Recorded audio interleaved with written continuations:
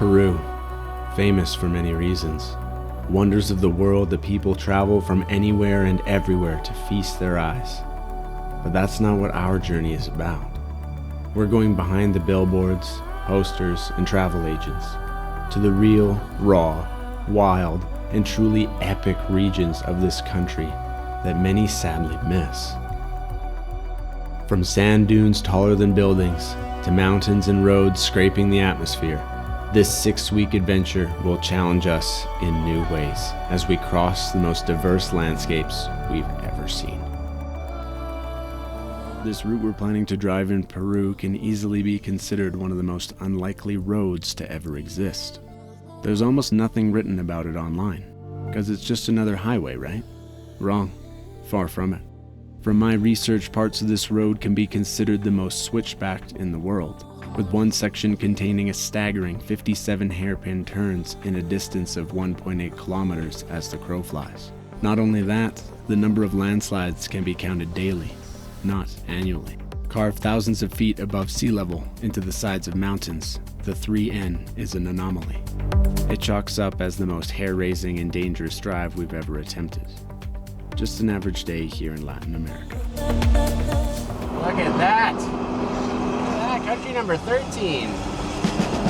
We're entering Peru on the northwest coast. Coming from the mountains in Ecuador, this was a shock to the system on all fronts. In some ways it felt like we had entered into a Mad Max film. Dust everywhere. We'll be following the coast along the Pan America Highway until we reach Trujillo. Along the way we'll be looking for some sand dunes to explore. From there, we'll navigate directly east towards the 3N. We welcome a new culture, and in an attempt to understand, we'll have to peel off this country's outer touristic layers.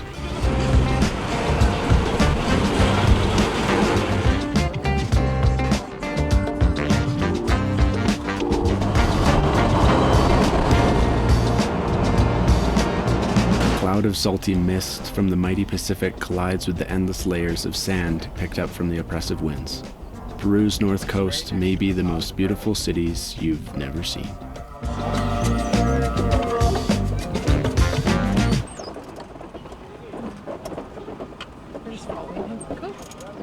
Our long 10-hour drive from Ecuador led us to this beautiful farm near the ocean.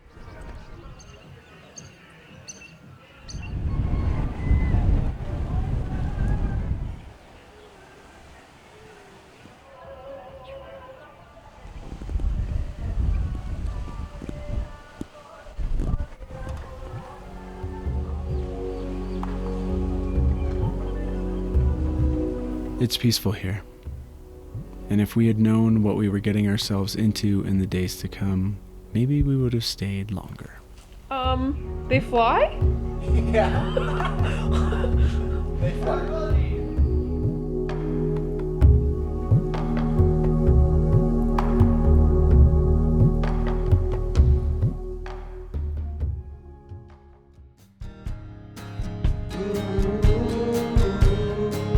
As we drive, we learn. We listen, and we ask questions. One of the things we've learned is that to avoid paying high taxes, people will leave their homes unfinished. I should have locked the gates. I should have thrown away the key. Then I'll be fine with it. This is the first time we visited the coast since northern Colombia. And this isn't your average jungly coastline. This is the desert.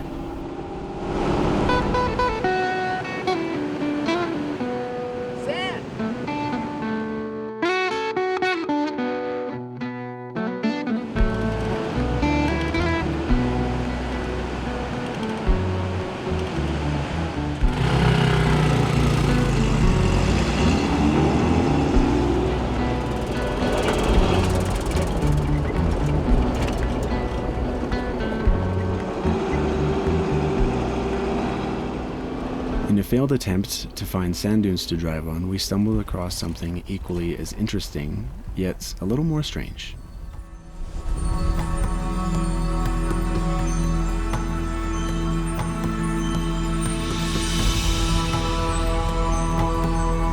Fed by the Machu River, this canal is an excellent source of irrigation for the surrounding farmers.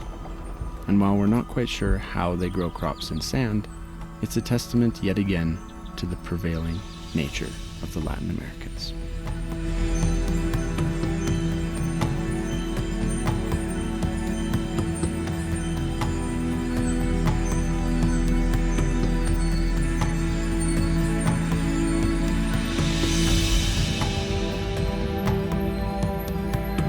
This lunar-type landscape came as a shock to both of us, as we weren't expecting to see views like this until northern Argentina.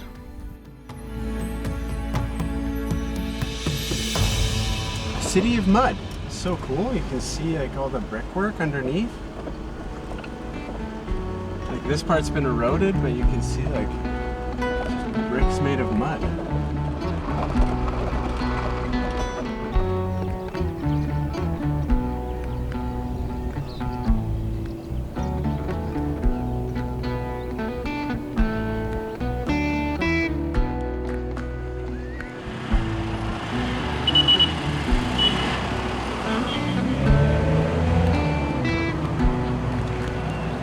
Fully loaded ceviches for $8.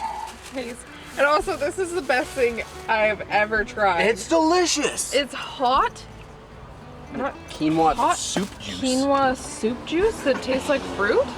It's got the texture of like gelatin too. Trujillo is one of the oldest colonial cities in Peru. It's also home to a fascinating display of the Inca's reproductive tendencies.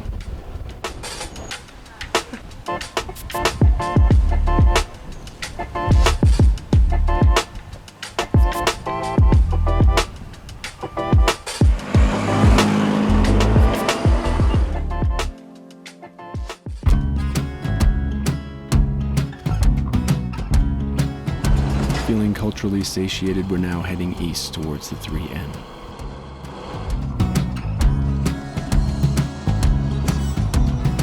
Our climb from sea level would take us in one shot up to 4,000 meters.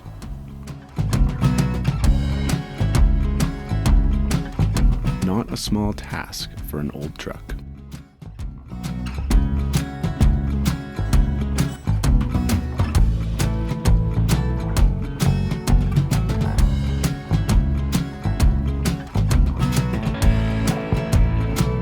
This is our first look at the Peruvian Andes, and also the impressive efforts of the mining culture to extract gold, coal, and other minerals from these mountains.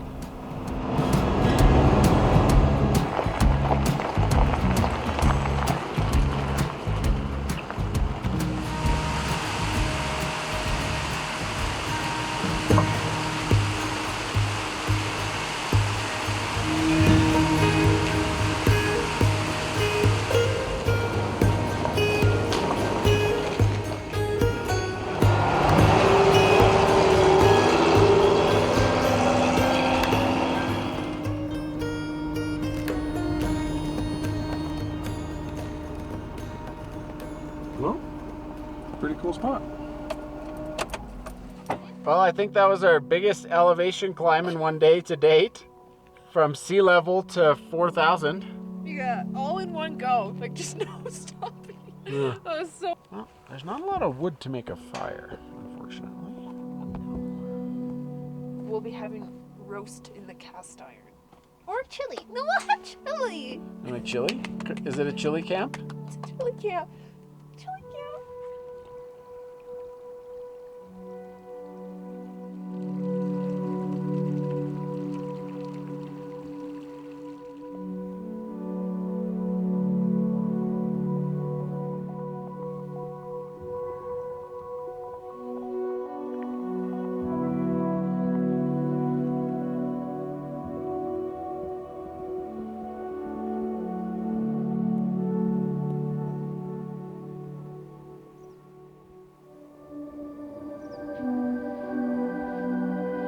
Well, we are finally getting to some parts of South America that I've been really excited about for a long time. Although my sinuses don't approve of this altitude, I approve of this altitude. It's so nice being cold. It's a nice quiet camp last night. It's hard to breathe though. I'm excited to see more mountains.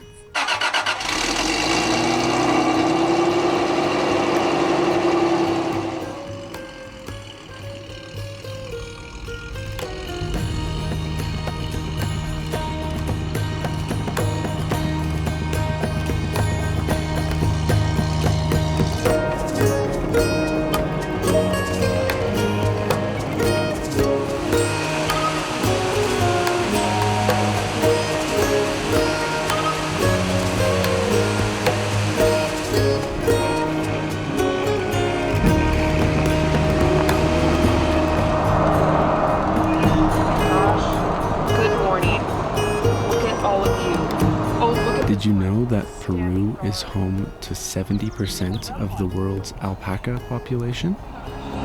Peru's infamous 3N.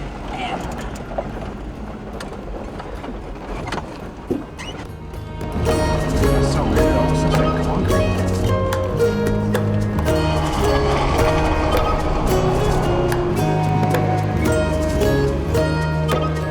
What started as a leisurely drive through farmlands and small villages quickly left us in anticipation for the most intense parts of this route, the game of counting landslides and the locals who are practicing for the Indy 500 on the edge of a cliff.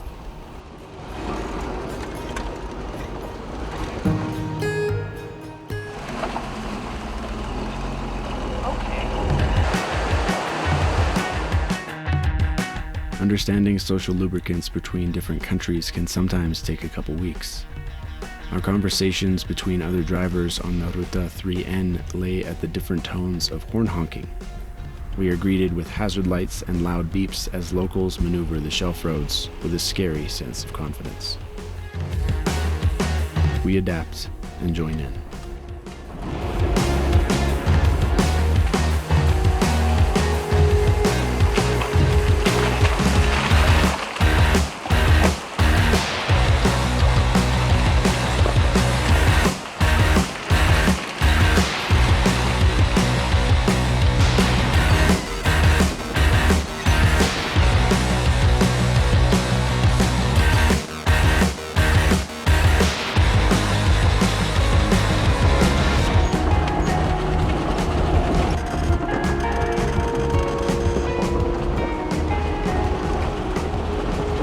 Check out that new poncho. Wow. An Andean princess. Yeah. We are up bright and early because we saw blue sky when we looked out the window, so we jumped to it. We've already had our coffee. Now we're gonna go do this crazy switchbacks. This is our first look from above at the 30 switchbacks we drove last night as it got dark. And also our first look at the other 27 we'd be driving up the other side of the mountain this morning. Yesterday was a long drive. I wouldn't say the weather was completely in our favor. So we're gonna crush out a few hours this morning on the slopes. And yeah, we'll see what's in store. It's a freaking gamble out here, but it's beautiful.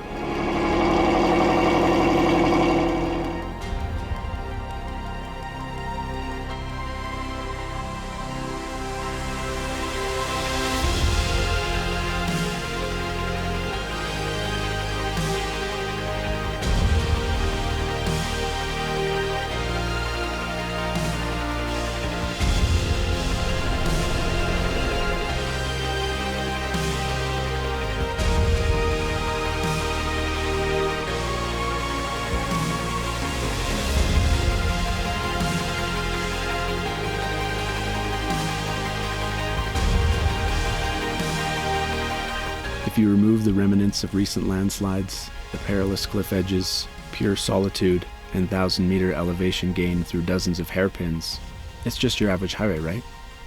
All we've got to do is keep the wheels on the road.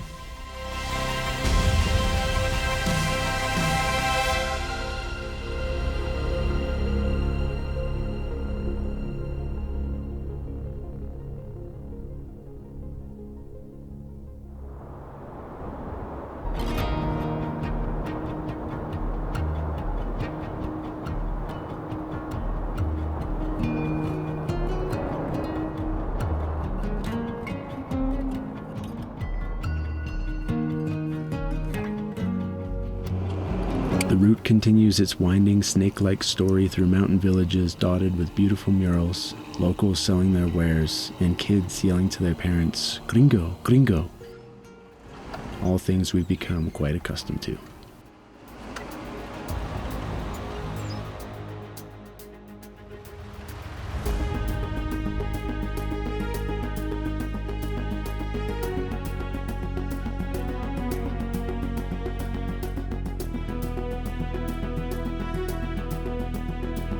We can't imagine driving a vehicle any bigger than this Chinook through some of these streets.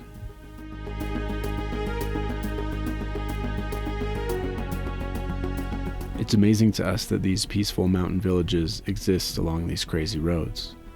We didn't know it yet, but we hadn't even seen the real crazy.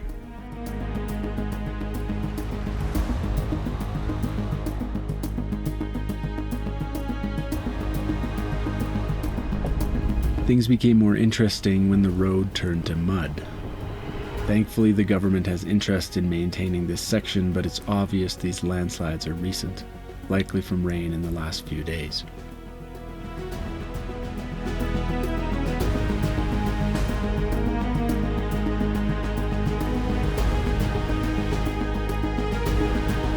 This knowing would keep our nerves on edge as we got into the more remote parts of this route.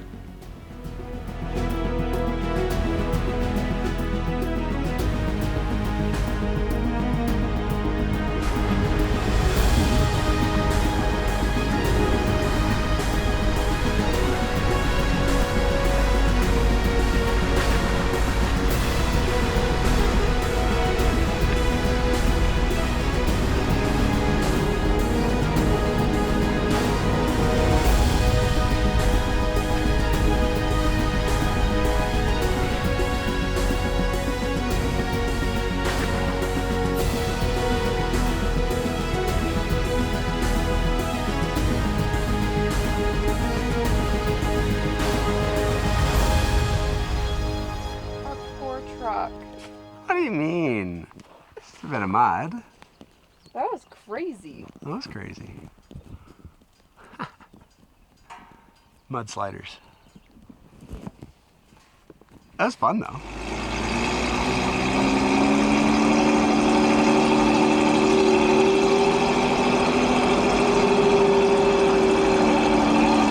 Tow car klaxon!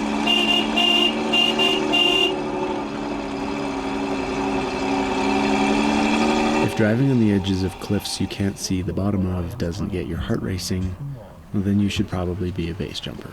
It dawned on me that I already know how I am likely to die. I seem destined.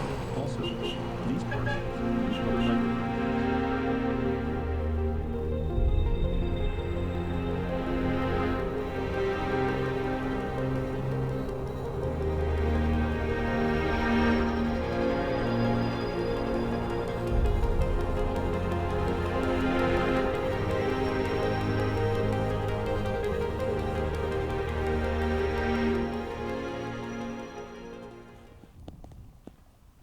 Oh yeah, we found the mud.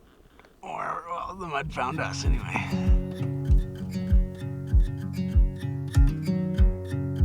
A big benefit to this route is there's lots of pullouts and small dirt roads that lead to mines.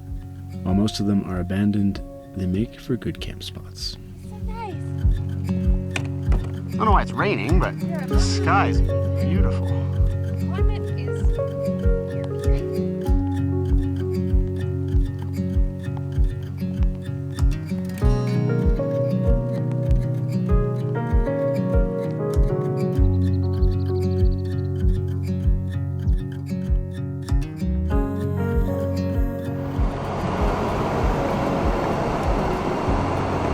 From 3,500 meters down to 1,000, we were about to enter a completely different world.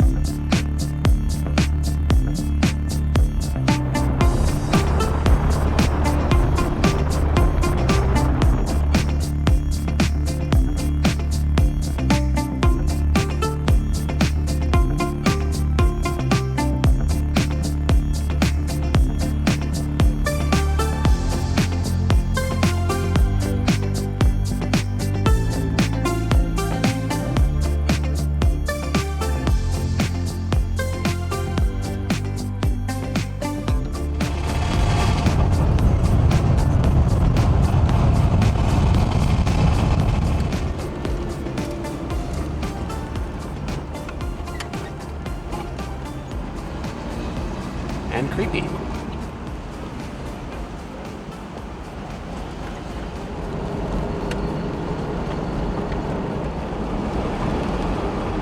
We're now entering Cañón del Pato, otherwise known as I Can't Believe This Is a Road.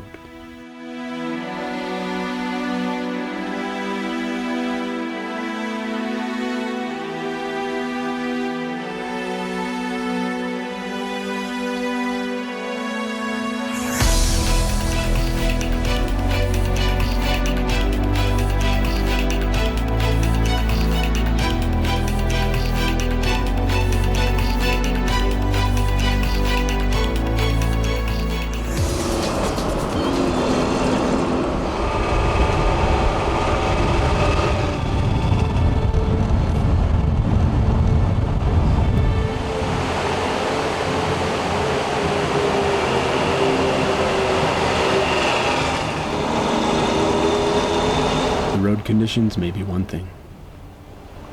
The oncoming traffic in a tunnel like this is another.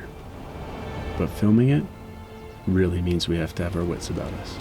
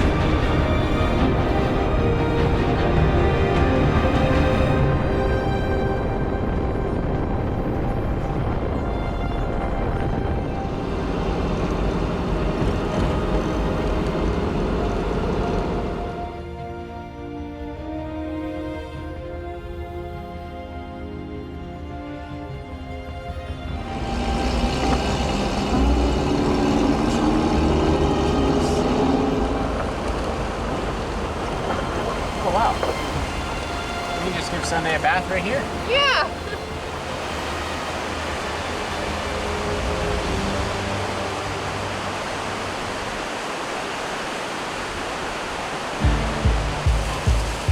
How was it? Such a nice temperature. We found camp.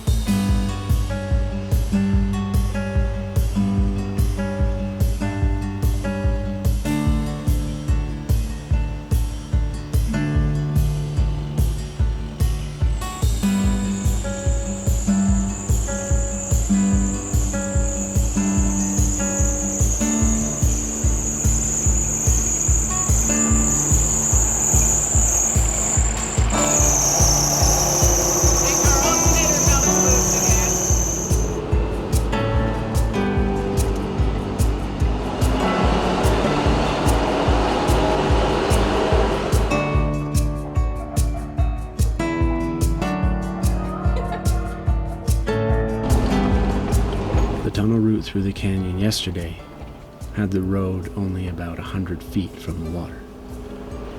What we would drive this morning, we would add a 0 to that. The fear factor is present.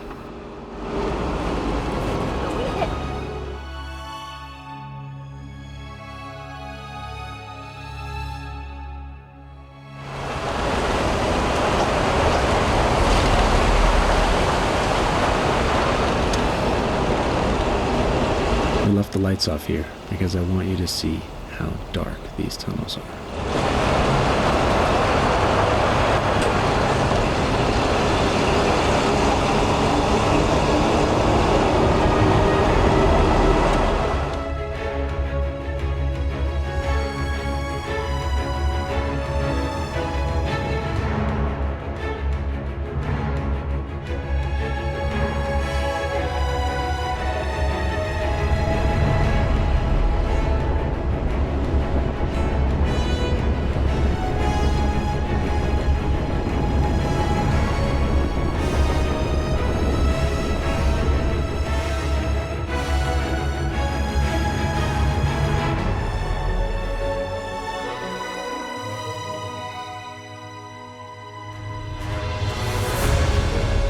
We were happy to be traveling south, which would keep us on the cliff side of the road.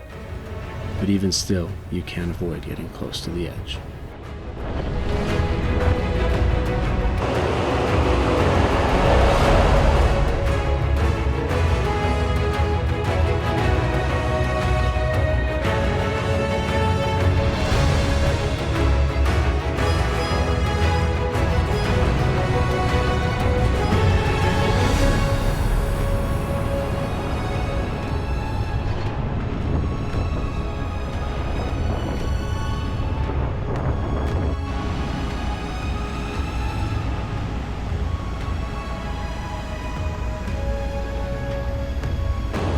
That's a lot of power right there. Holy heck.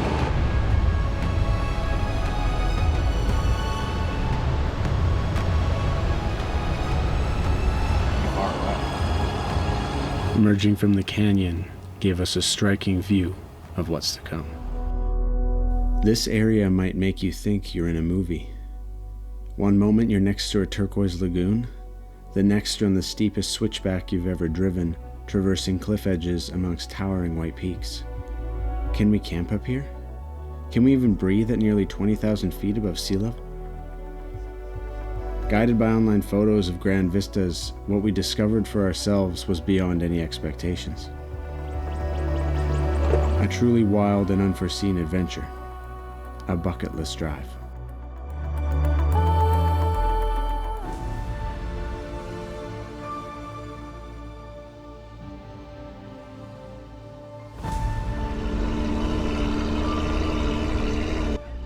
Peak of the White Mountains this morning, and now we're just going, finally going. We're on a we're on a very steep technical dirt road to get up here.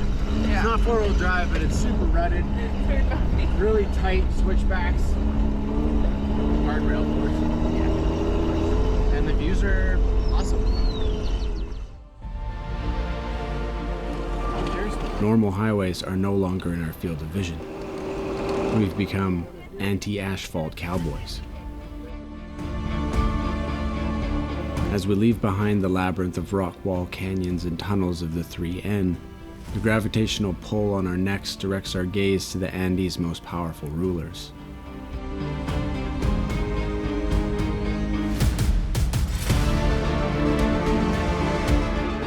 Although exploration and mapping of this region is extensive, perhaps the unfrequented areas will offer us the surprise factor we're always seeking.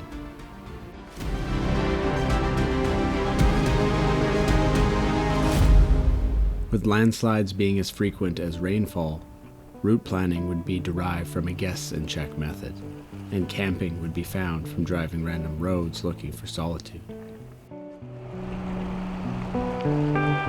This is our opportunity to show you the most impressive and unexpected parts of this region in Peru.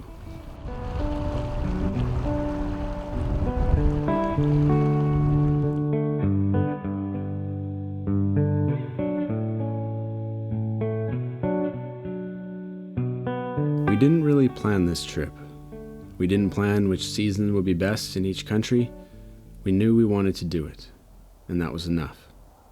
With no regrets, we must accept that the weather isn't necessarily optimal this time of year to see the giants among us.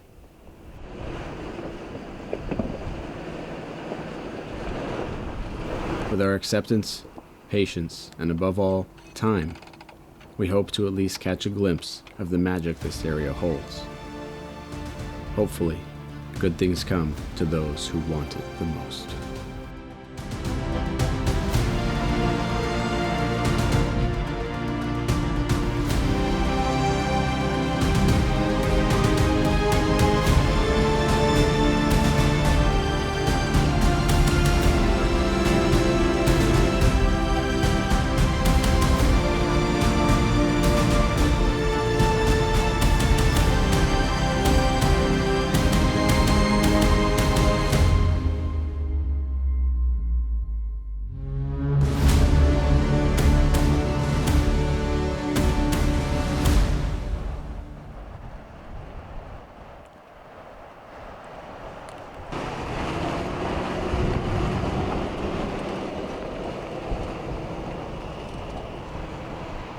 Feeling lucky to have caught these rays of sunshine, we're pulling off to set up camp early next to this glacial river.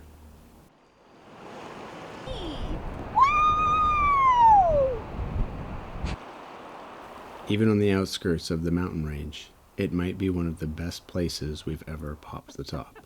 Are you being sarcastic?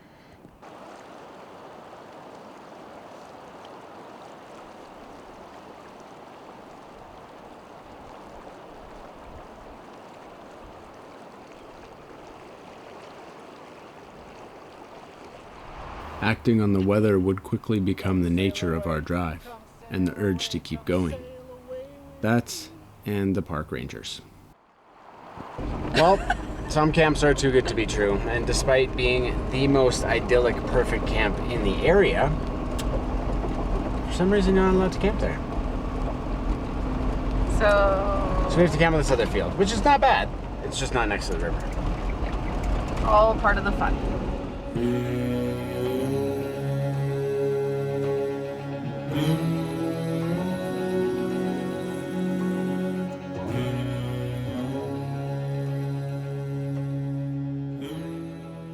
They're like, I don't know.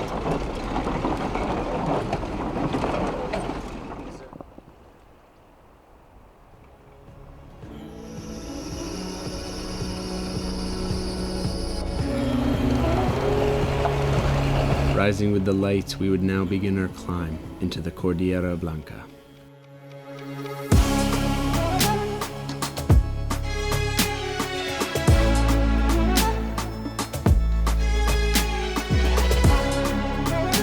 "29 hairpins would take us from 12,000 to 16,000 feet up the side of this mountain.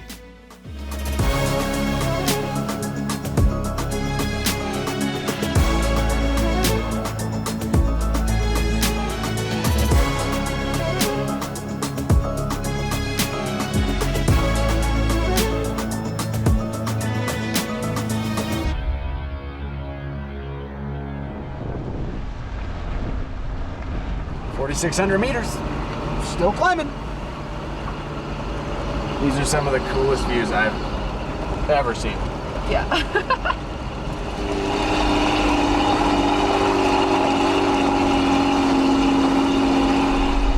This is so cool. This is exactly the type of driving that I was hoping to do and wanted to do with me. Oh, hi. Yeah. No, this is crazy. This is the stuff that you kind of hear about all the time, but to really experience it is so cool.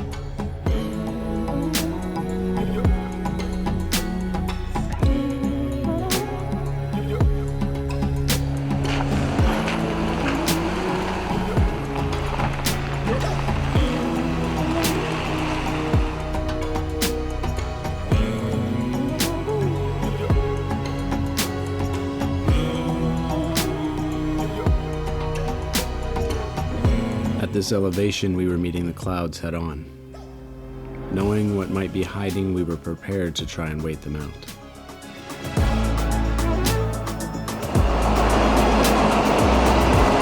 Not even one of the big ones.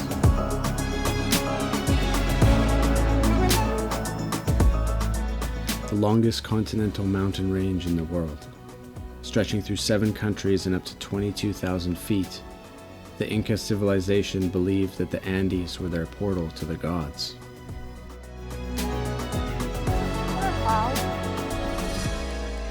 The Cordillera Blanca region has the largest ice coverage of anywhere in the tropics, with over 700 individual glaciers and 5 peaks scraping the atmosphere nearly 20,000 feet above the sea. This is a bucket list region for mountaineers, adventurers, and thrill seekers alike.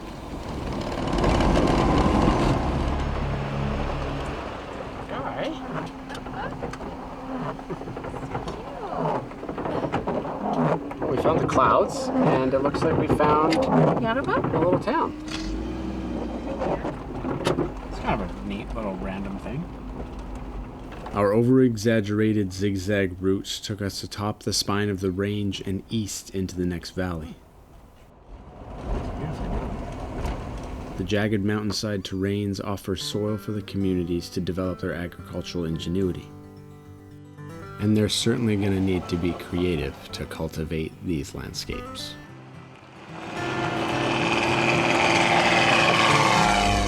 When driving these routes, we usually choose to have the music off. The amount of questions, pointing, drooling, surprises don't need any other distractions.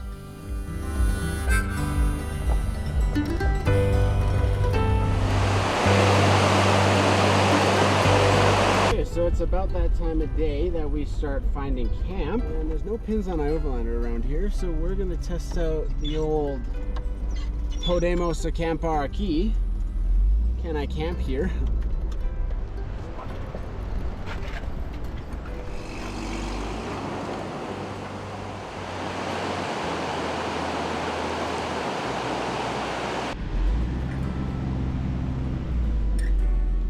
This one's nice. Well, it's okay, but there's already a lot of bugs. The farm is very empty. There's no one here, and we do prefer to ask people before we stay on their property. Okay, next attempt. This one looks a little more promising. Do whatever you want, babe. Drive over them if you want. This is so heavy. Ugh.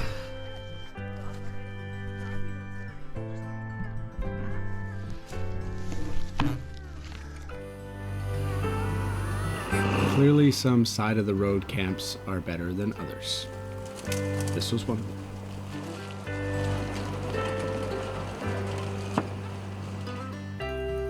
There's a lot of landslides everywhere, so we gotta find out if we can get to where we want to go.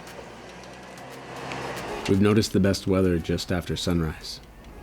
Knowing the best views are still ahead of us, we're up when the rooster calls. And yes, there's always a rooster.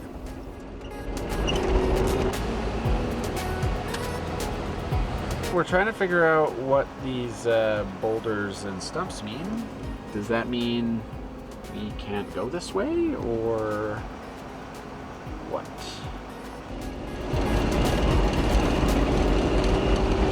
There are notices posted on iOverlander that our route is closed, which would mean a huge detour and missing the rest of the Cordillera Blanca.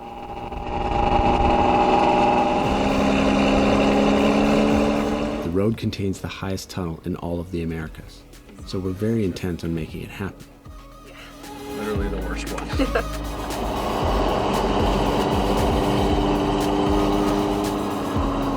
With the trust of a local saying that the road is open, we make our way out of the valley and back into the Alpine.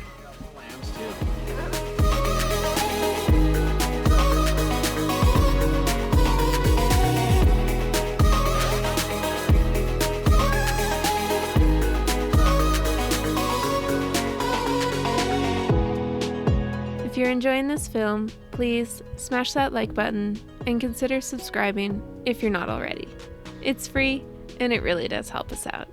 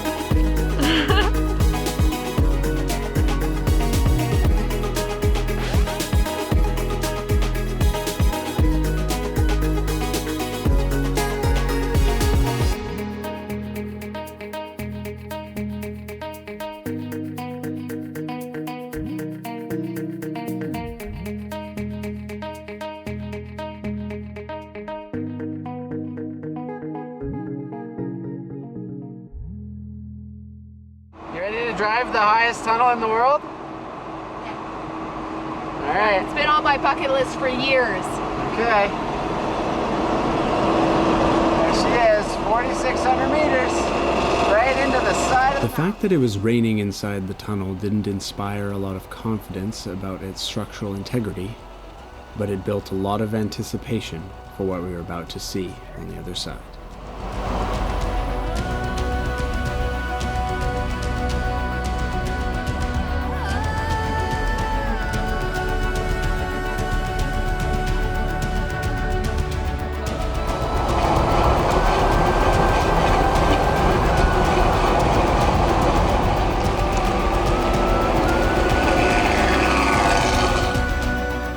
Mountains that portray the wise old grandparents you've been dying to learn from. Different shades of white tell stories and tales. The wrinkles and cracks remind us of the ever-changing existence. You'll always leave with something.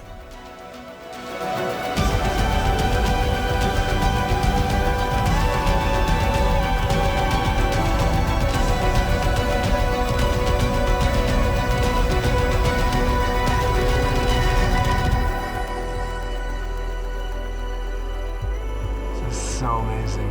This is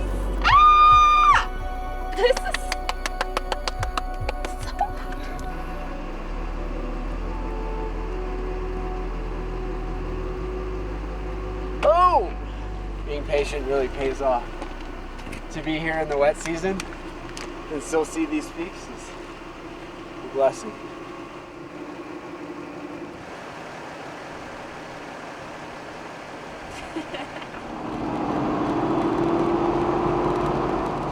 Wow, it makes the light so even so you can really see all the little details. To say this was fulfilling our dreams of this place would be an understatement. To say that the best was still to come would be an even bigger one.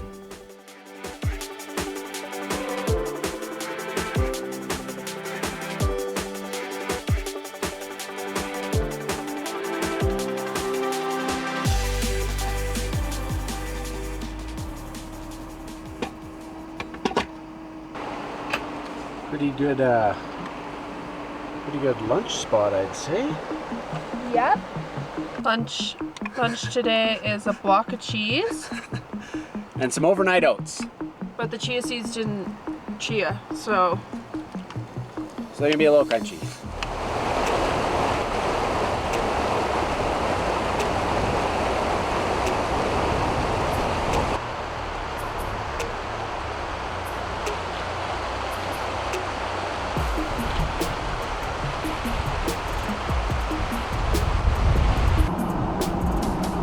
I don't even think you could count the amount of waterfalls around here. Do you think the cows know how good their life is?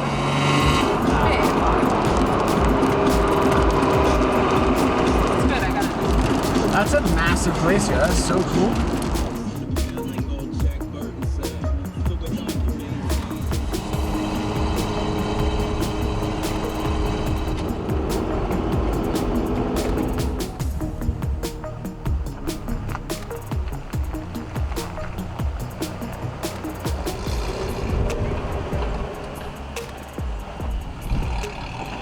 This camp spot would put us in perfect proximity to ascend the neighboring glacial lagoon in the morning.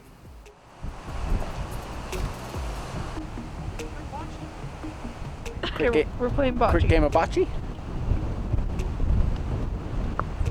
Whoa, where did that go? You see it? So what do I do? Can you see it? Yeah? Yeah, what do? Do you remember how to play? Use your ball. What? That's so heavy. Yeah, you'll be fine. Okay. Closest one wins. That's really bad.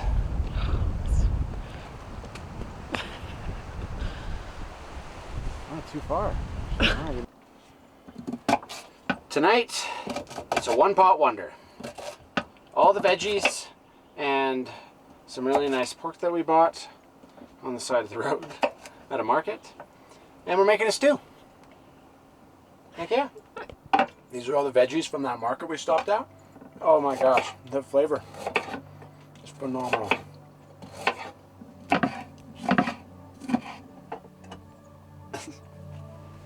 A homemade little spice mix that we got in Colombia.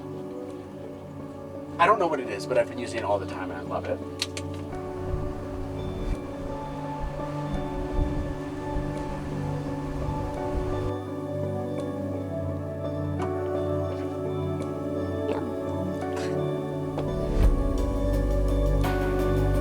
Maybe it's El Nino, or maybe we prayed to the right Inca gods. But so far, we have been blessed with great weather, despite the forecast.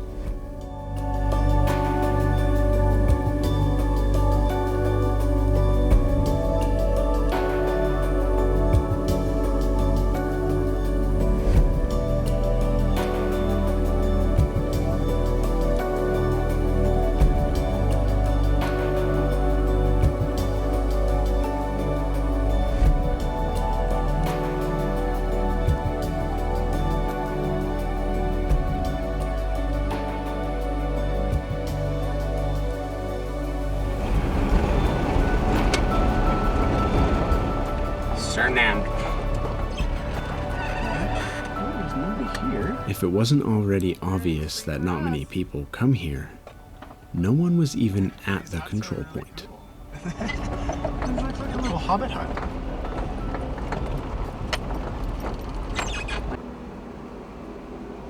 Nice. Just dummy locked.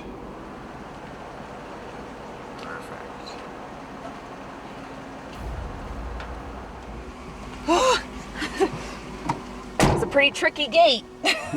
I'm glad it opened. That would have been a bit of a wrench in the plan. Yeah. We're in though. We're in.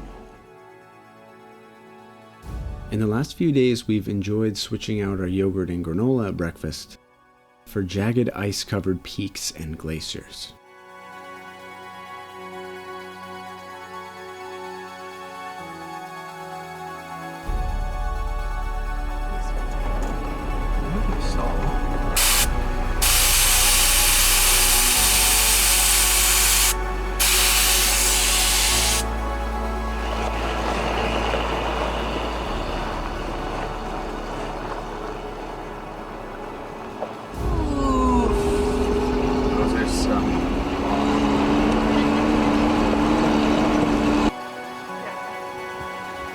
Hilux.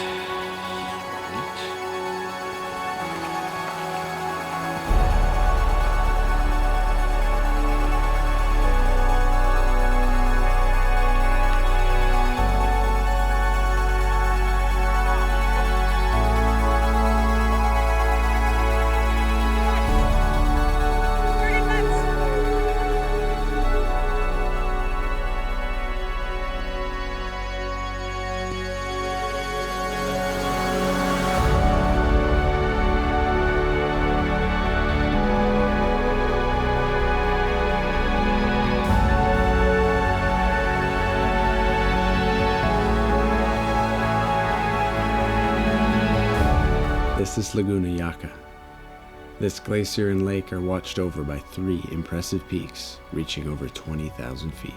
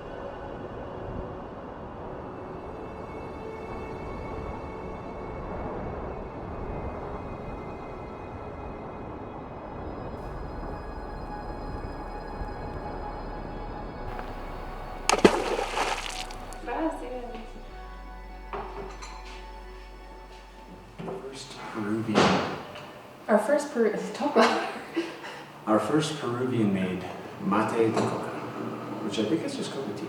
I think it's coca tea. Maybe. Smells like coca tea. Oh, but it tastes way more herbal than ours. Tastes better than ours. Maybe? Oh my gosh, I just got this grand idea. I bet you they sell those bags of coca leaves to tourists and they're probably just like grass. Or not even coca.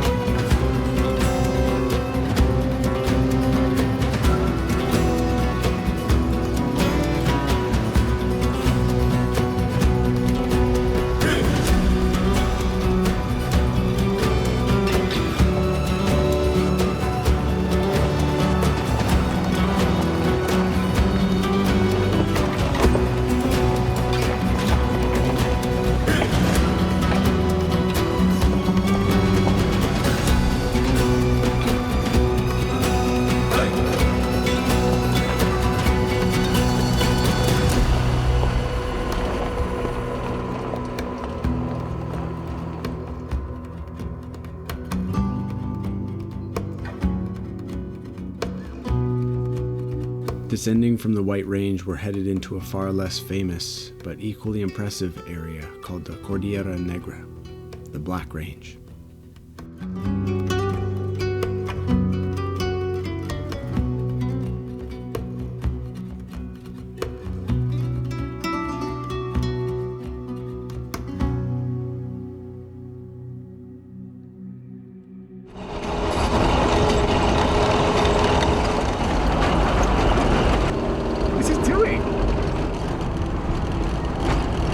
That's certainly not a bad view.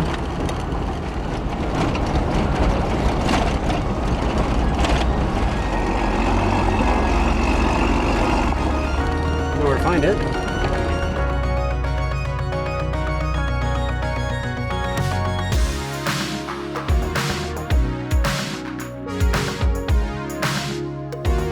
Without the ever-present ice covering every peak, it's easy to see the intricate details in the mineral-rich layers of rock and sediment.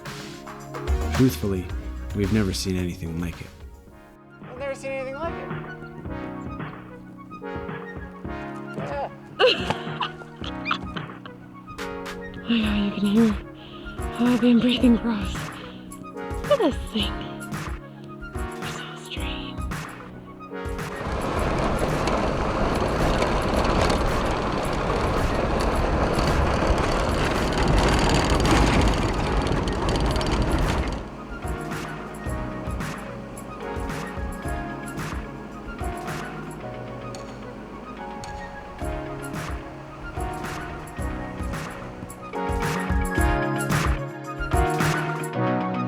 These black rock faces remind us of only one other place: Iceland.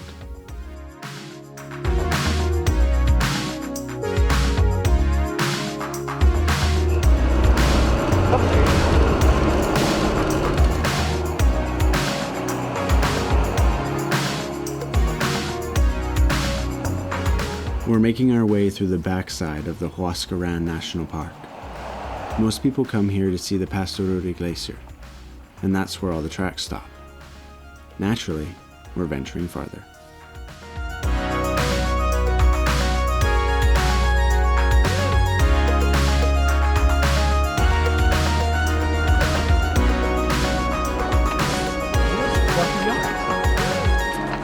Look at how fluffy your face is. You look like a big bear.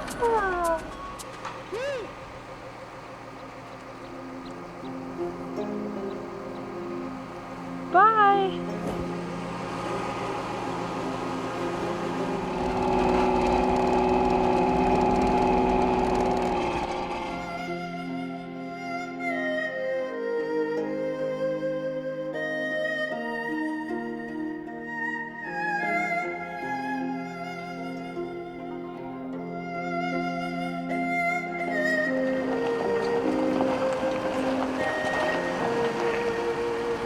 The popularity of the neighboring White Mountains left us with zero expectations of this area. No photos, or even an idea of how foreign and untouched this region would feel.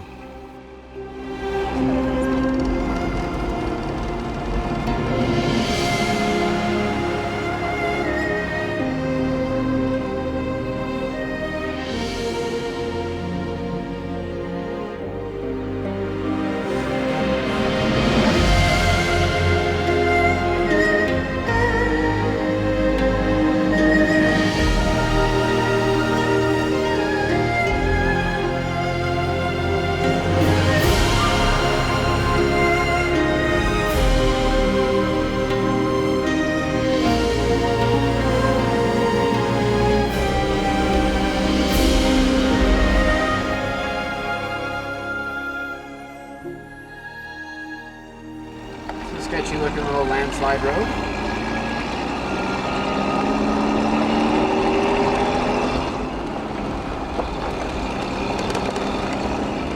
Wow.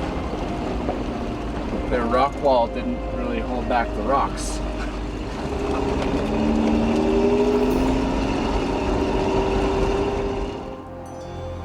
This is insane. This is crazy. I don't even have the adjectives. Everywhere we look, 360, there's the coolest mountains I've ever seen. We're currently parked. That's funny. We're parked right now at our elevation record, 4,850 meters. So we might just break that record today.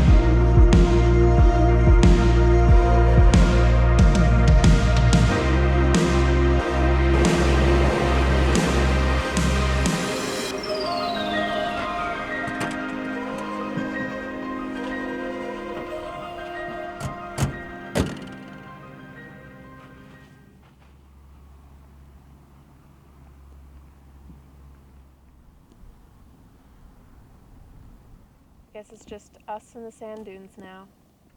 Yeah. We should probably air down. We've just been released from the embrace of the Peruvian Andes. Altitudes that bring you closer to space, colors that leave a mark, and a landscape begging to tell you its oldest stories.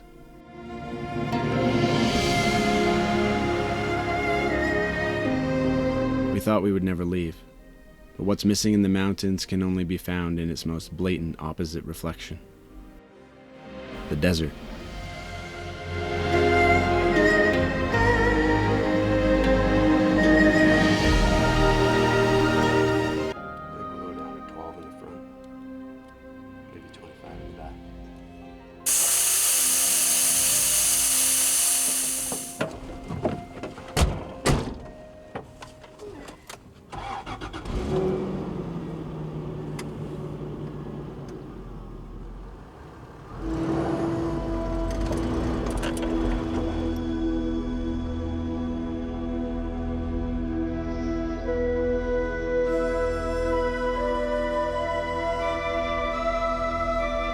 The desolate landscape of the Paracas National Reserve spans 335,000 hectares.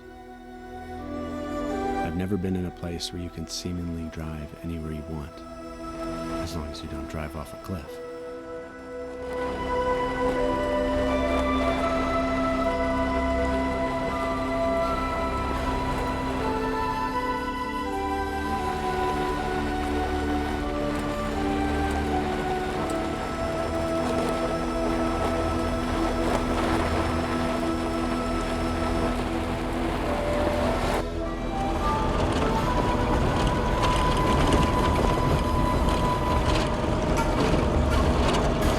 Choose your own adventure out here.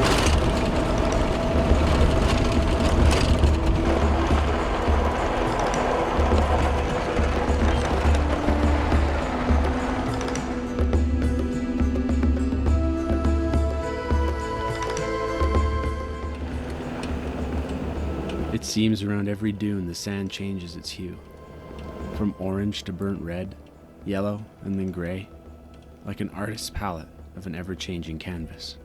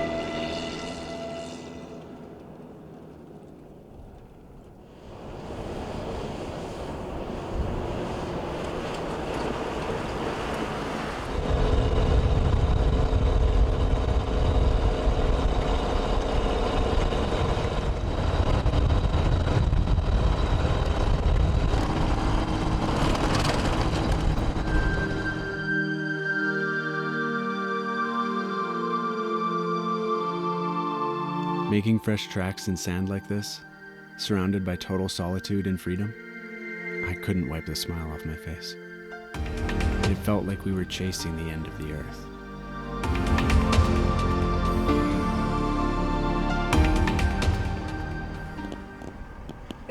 This is cool. What do you think that is? I don't know. Maybe like a sea lion that ended up here? Is it a vertebrae or a skull? I think it's a skull. Interesting. That looks like an eye hole. Yeah. And then the tip of the spine. Really You're interesting. coming with me.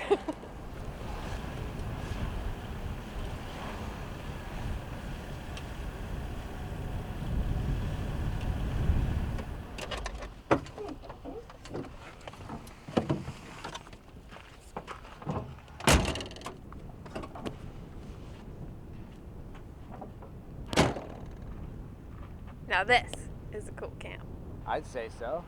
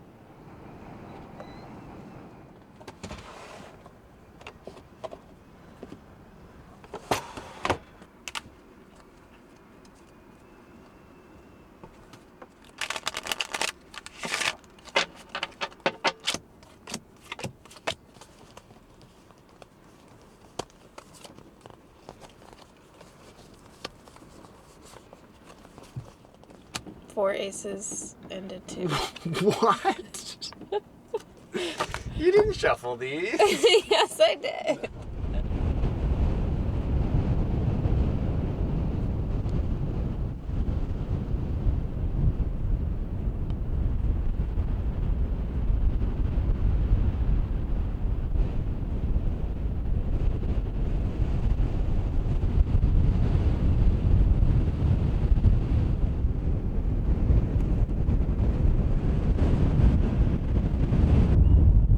It's so windy.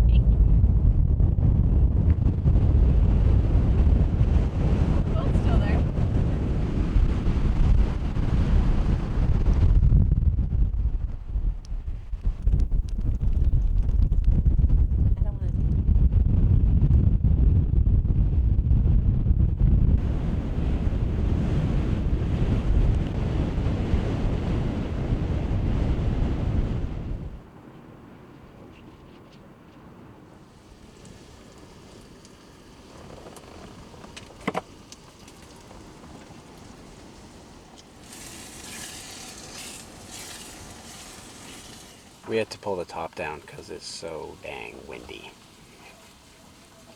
First time this has happened in a while. It is the first time it's happened in a while.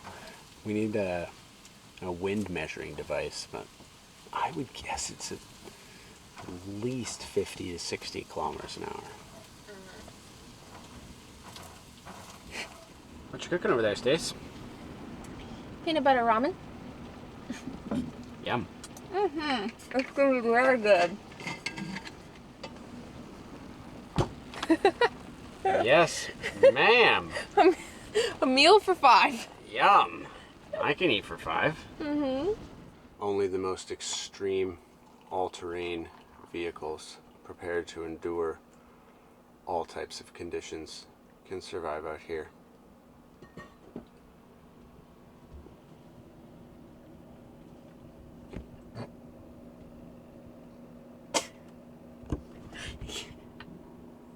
Okay, so this is a passion fruit, a maracuya. It looks way different than the other countries that we've been to. They're usually those small little orange ones. This one kind of looks rotten in a way, but I'm pretty sure it's not. Oh yeah. Nice. Alien fruit. Alien fruit. The fact that it's different in different countries.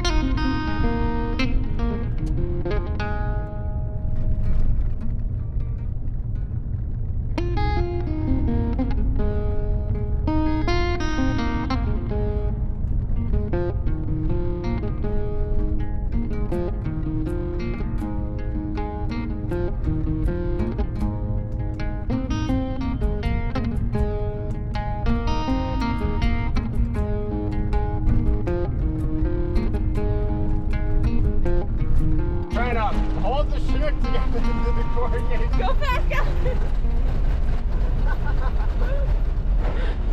Stay together. It's so loud. Oh my god.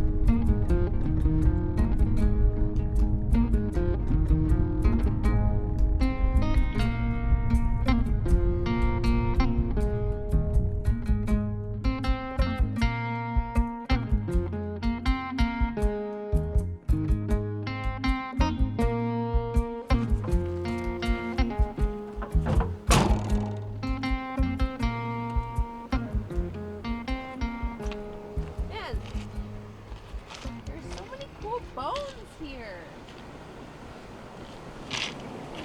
Next on the list of fun things is hoop juice. La carota. But carrot in Spanish is actually zanahoria. Yum. Hoop juice. Poop juice?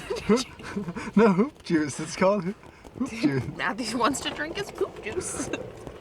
It might make you poop. Oh, baby. So hard to expose. Okay, there we go.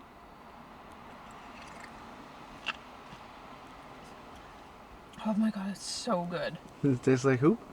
Hoop dreams? Hope dreams. La carota. Yeah.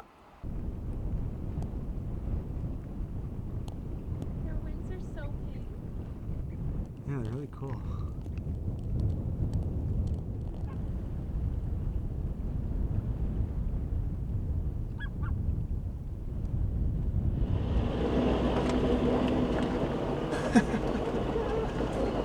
Oh, that's awesome.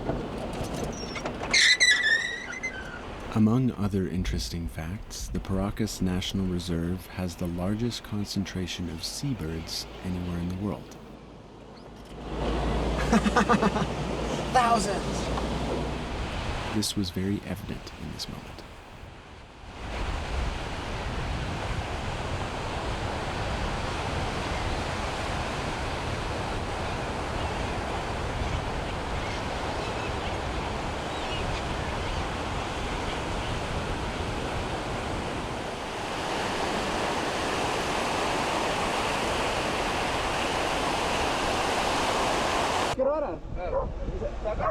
These locals were telling us how they were here to harvest seaweed, which they would sell to merchants to use for skin products and face creams.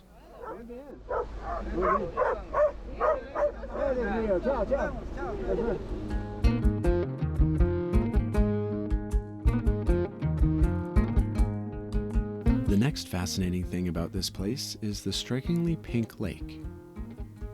Unable to find any information, online or otherwise, about why it's pink, we're convinced that this is where flamingos come from.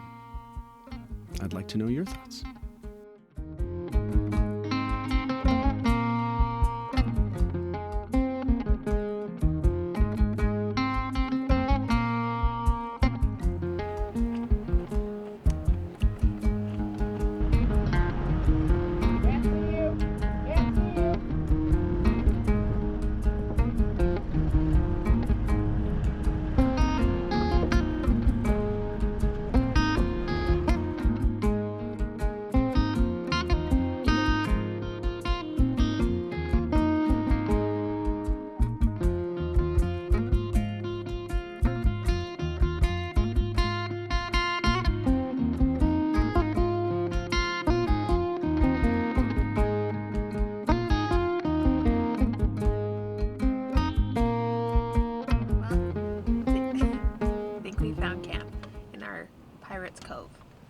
And it's also still windy. Yeah.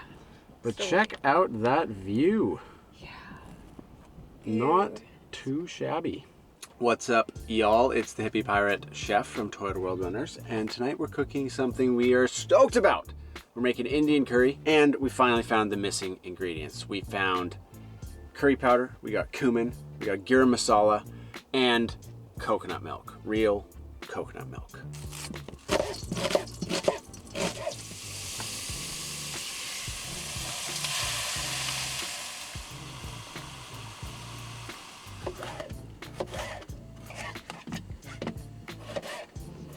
Introduce the carrots to the chicken and onions.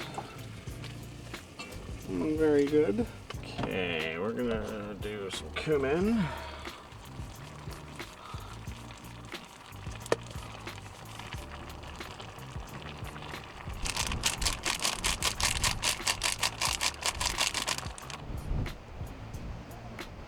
This is paradise.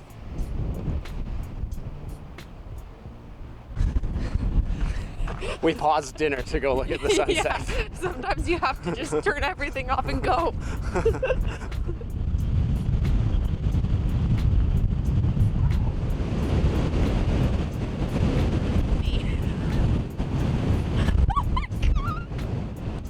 I can't kind of just chuck everything in the pot with all the spices and then let it hang out for as long as you can. The longer the better. It's gonna be tastier the longer the spices hang out. So this was really hard to find. I totally forgot this. I would have put it in with the onions at the beginning, but we're gonna grate some ginger in. Everything's completely out of order, but we're getting all the right stuff in there eventually.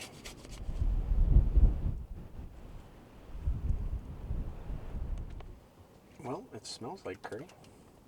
Okay, this looks heavenly.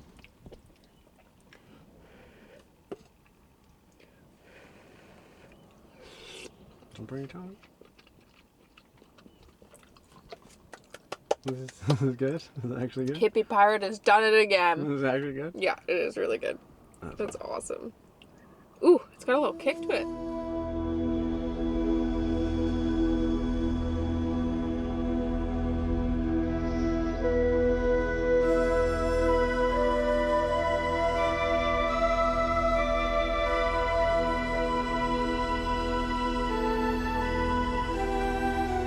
While that's two completely remote and epic camps down, the third, however, would really tip the scales on our expectations.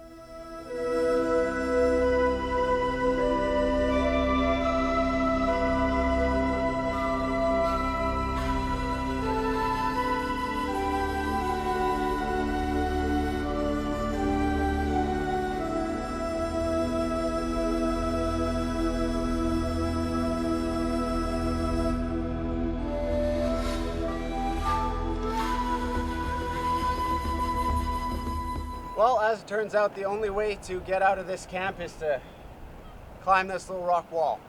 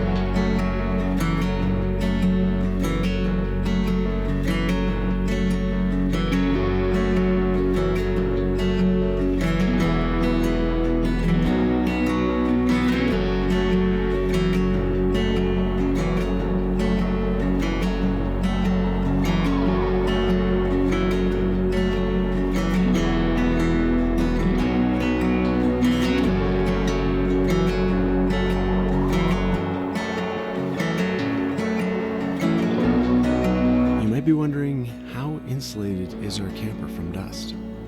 Well, we were soon to find out.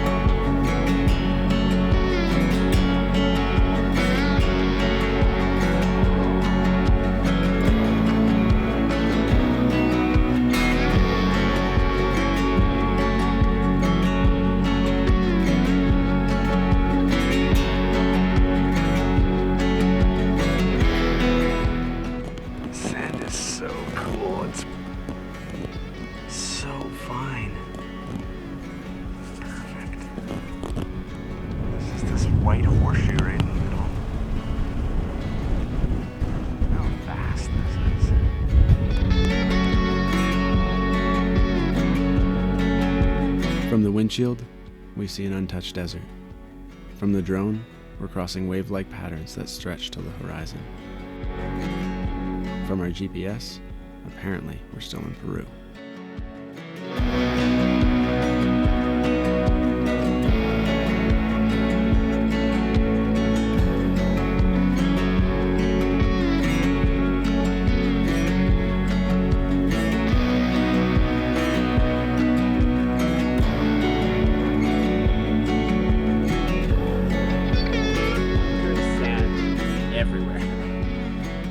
Everywhere. Look at this buildup on the. This is like, it's like half an inch thick. I'm a little nervous to look at the inside. Okay. Oh yeah.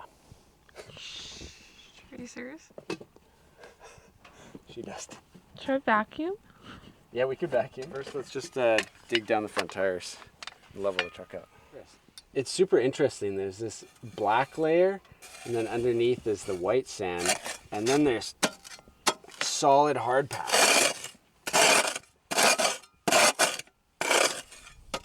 Crazy.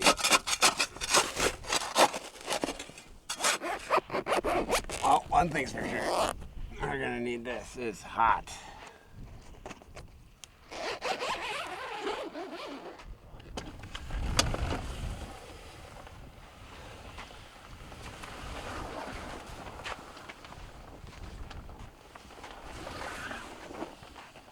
I forgot that we need the top up to get my little loop. BRB. Nice.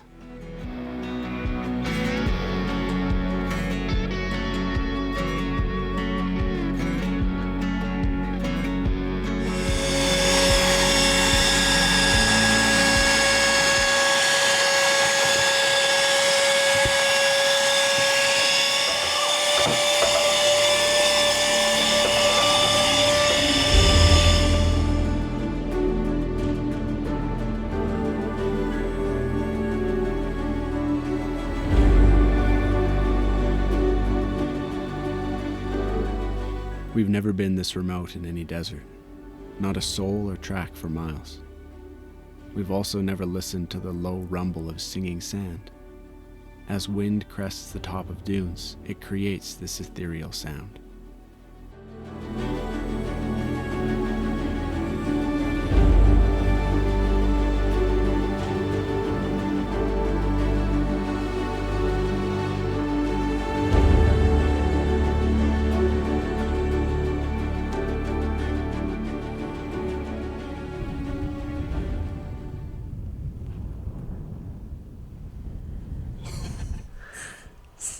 This is like nothing I've ever experienced. I don't even know where I am. Apparently Peru. Peru just became Matthew's favorite country today. It might just be, yeah.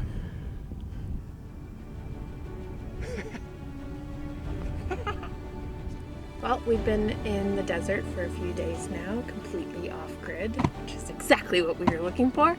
But now it's time to go have a shower because we have so much sand in our hair that you can't even brush it. And we need food and water. We're gonna go check out another oasis, so stick around.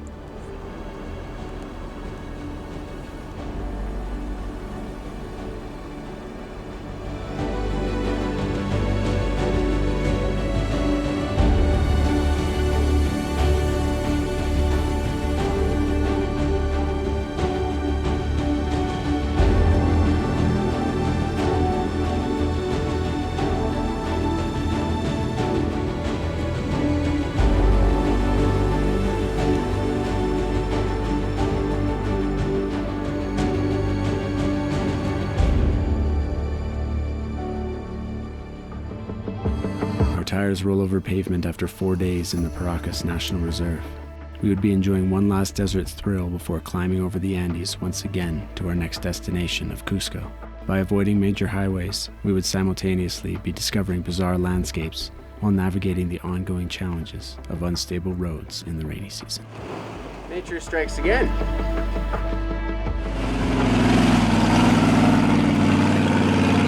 We could not make it to King of the Hammers this year, so this is our version. Just outside of Ica is the desert oasis of Huacachina. Yeah, yawn. It's pretty boring out here. Oh my gosh. Do something. Add 500 tourists and a homemade off-road buggy, and you've got perhaps the best $10 you've ever spent on a sunset. Okay, perfect.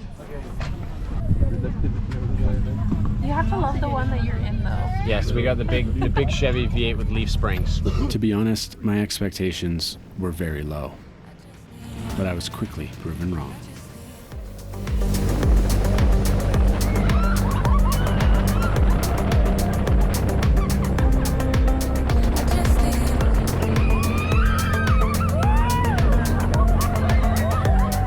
This thing rallies way more than I expected it to. Yeah, Matthew really underestimated it. Yeah.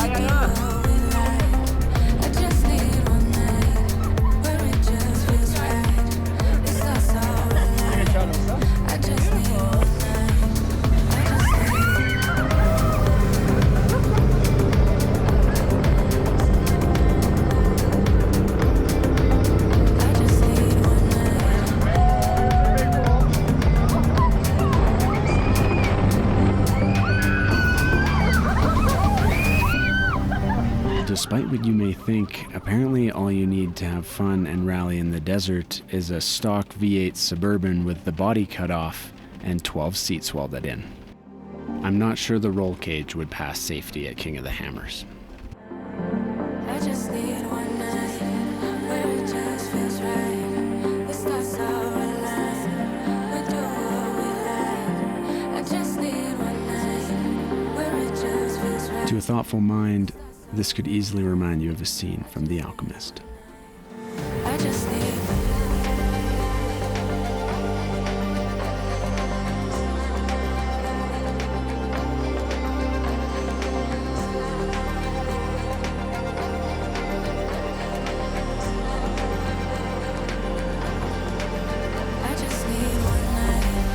where it just feels right.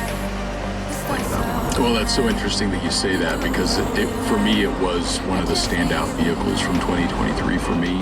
As the opaque brown waters of the rainy season rush to the ocean, we're starting our journey to their headwaters by way of a piece of geological history that has kept everyone guessing since their creation nearly 2,500 years ago.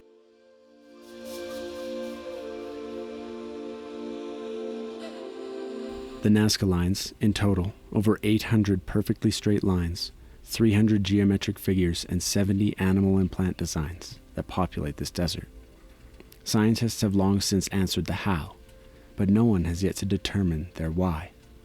Some call them the largest astronomy book in the world, noting the alignment of certain sections and the sun during winter solstice.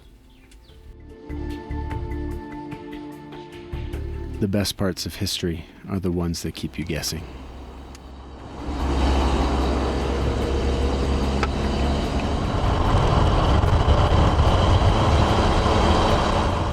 As we gain elevation looking for camp, we begin following a steep dirt track to the top of a hill marked Cerro Blanco.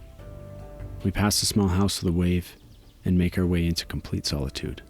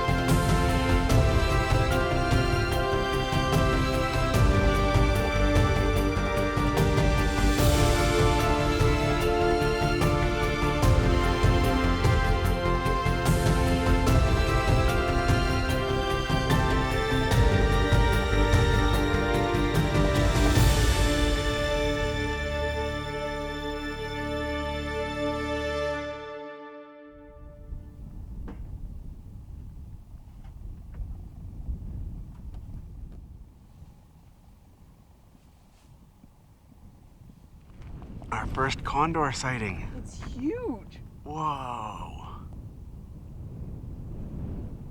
That is a big bird. Yeah.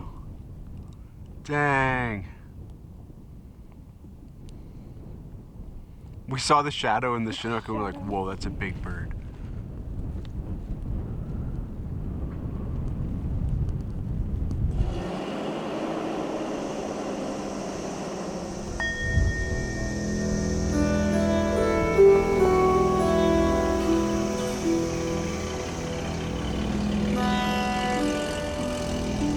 It was finally time to change the orange hues of the desert for the rich greens of the mountains.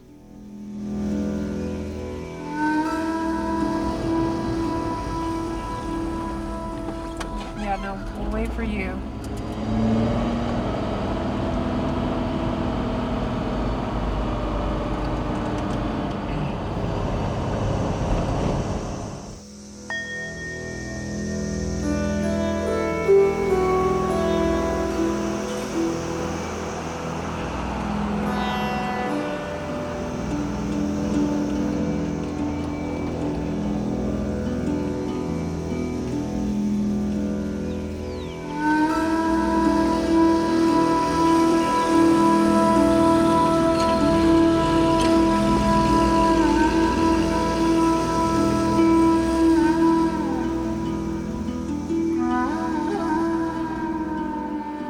This is a seriously beautiful spot. It's so Wow. green. It's super green. And really cool rocks. We're next to a little creek. And we're matching. Oh yeah, we're matching.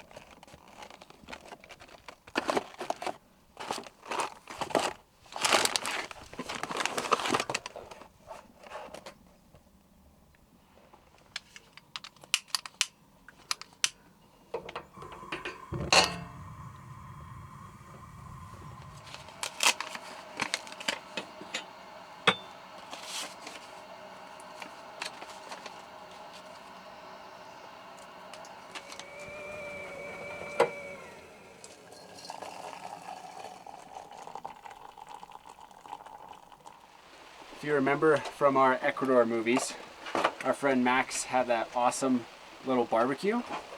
Well, ever since then, I have lusted after it, and we've looked in so many places, and they've never had the same one. Until now. I finally found it.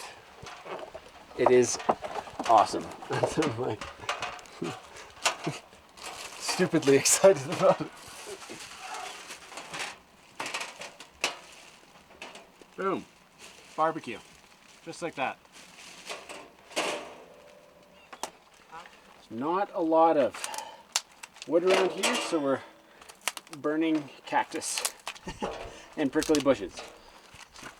Should make good coals though.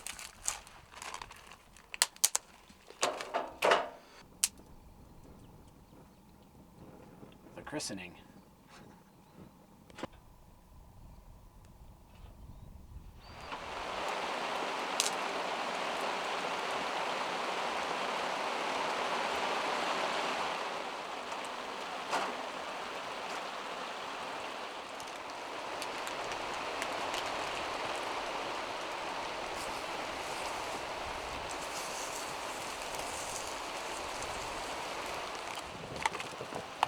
Let's do it with this.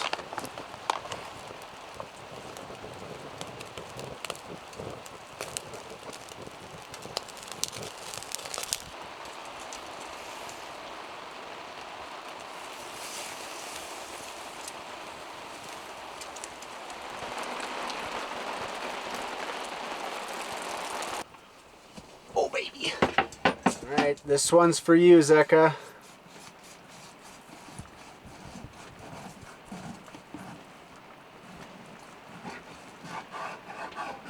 Hey! Not too This is so exciting. I don't know where to start.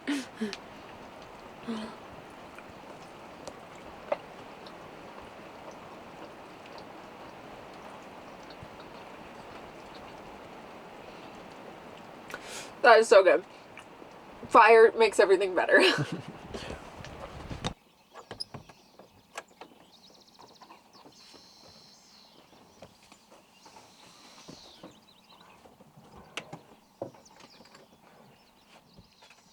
Well, this might have been one of our quietest camps of the entire trip. So peaceful. I'm also really stoked on our little barbecue. That worked great. We just dump out the ash and put them away.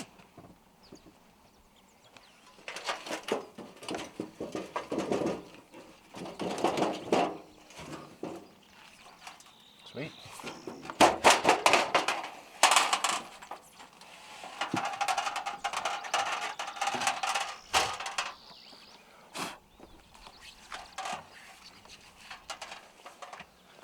We also had a little bit of noise coming from the front end of the truck, like a squeaking almost when we were turning sharp corners.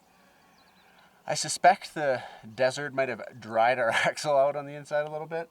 It's my suspicion, so I'm going to pull this hub off and pump some grease into the Burfield and axle.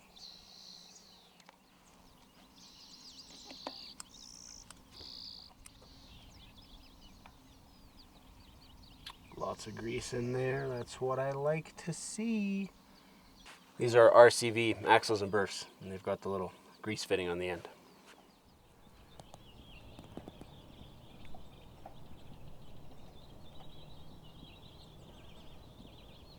So if I just unhook that one side, I can put the top down, right? Yeah, I can do it, babe. This won't take much longer. Is it filming stuff? Mm-hmm.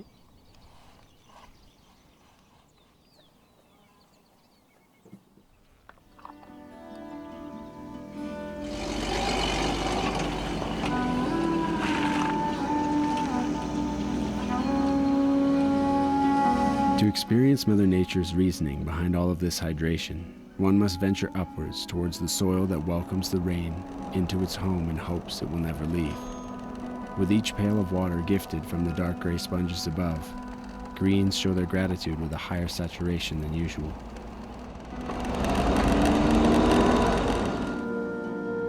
New and old streams fill up and travel with their own set of nutrients to anyone in need.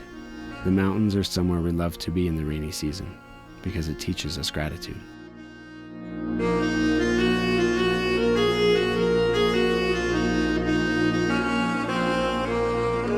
This route has us traveling between 42 and 4,500 meters. We find at these elevations, the livestock and wild animals drastically outnumber the human population. And that's something we can easily smile about. Oh man! Well, Oh yeah, don't get let left them. behind. Yeah, oh. Spooked them. Okay. Great. Stay there. Look at you and your pink ears.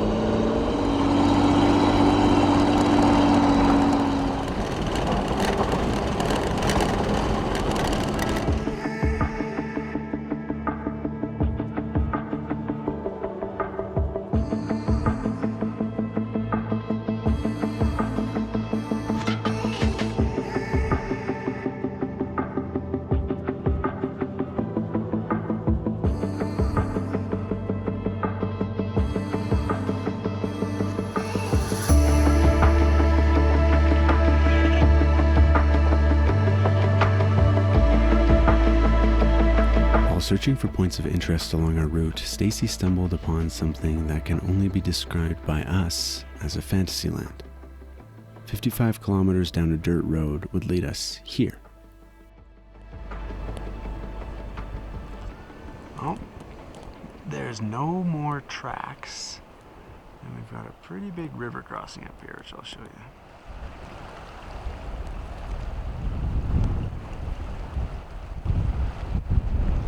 The only tracks crossing this river are from cattle. And with the entry and exit being wet sand, this left us with little confidence about crossing this river alone. Strikeout number 2. I don't think we're gonna fill this one in. Traveling remote areas here doesn't come with road reports like home. With the only 2 map routes overtaken by nature, it would be a matter of asking for help from the locals in the morning. This guy just saved a baby lamb. And is walking across the river with it.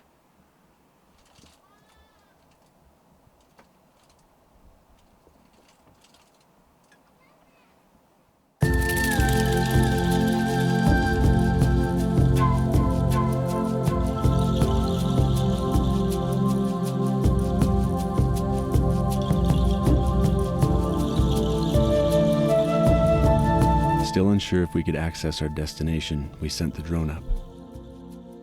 And what a surprise that was.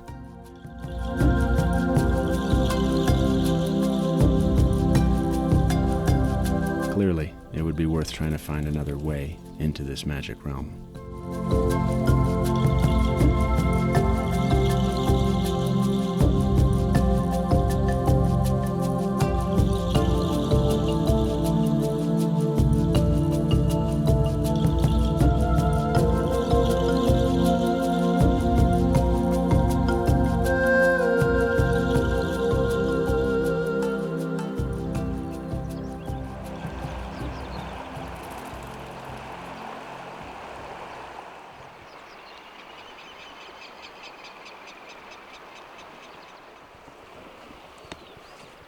Good morning. Good morning.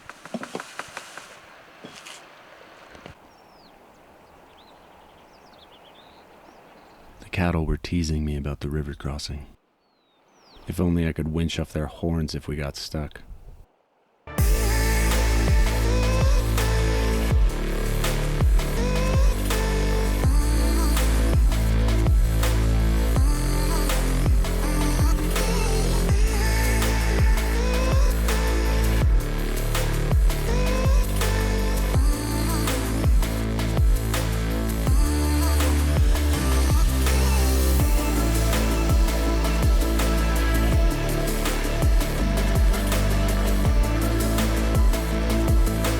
Talking to the locals paid off, and they told us about this bridge crossing that wasn't on any of our maps.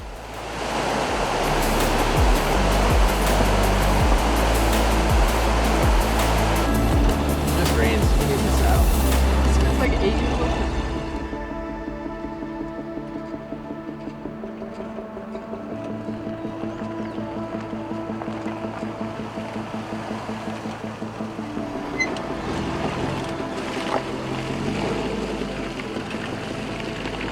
An area suitable for every viewer. Maybe you see a Smurf village. Maybe you imagine houses made of stone mushrooms. Where are we? We're in like a weird fantasy land. Whatever and wherever your mind takes you, enjoy getting lost in the fantasy of it all.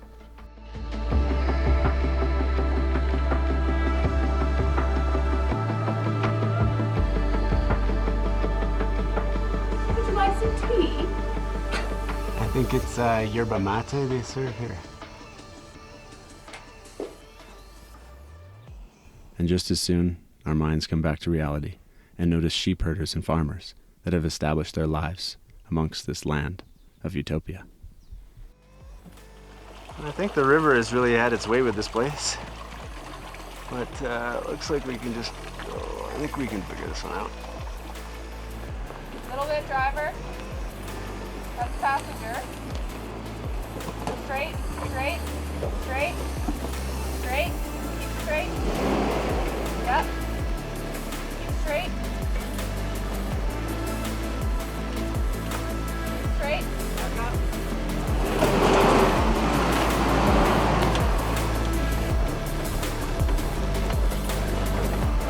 This is so cool. It's so weird. It's completely otherworldly. I feel like we've said that so many times, but this is in a totally different way. Yeah. Nature strikes again. I don't think we're crossing this one. Will we ever get there? Can we even get there?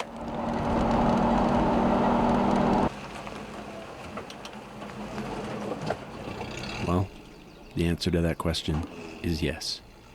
we have made it, and this is the Bosque de Piedras, the stone forest.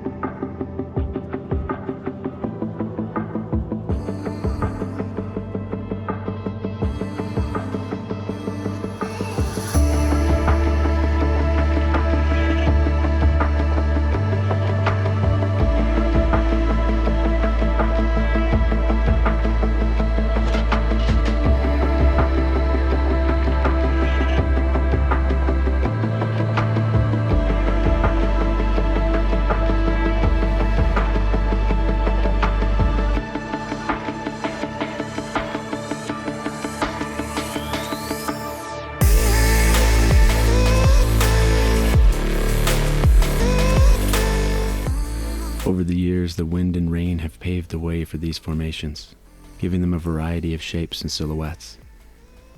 This could also be from the magma of nearby volcanoes.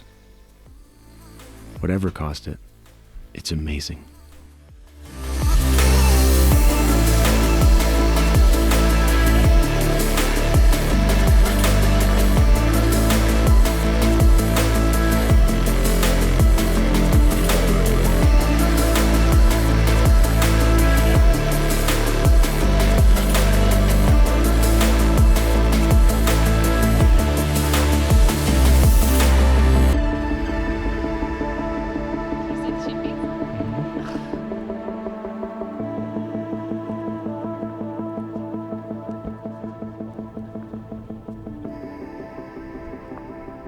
This place is insane.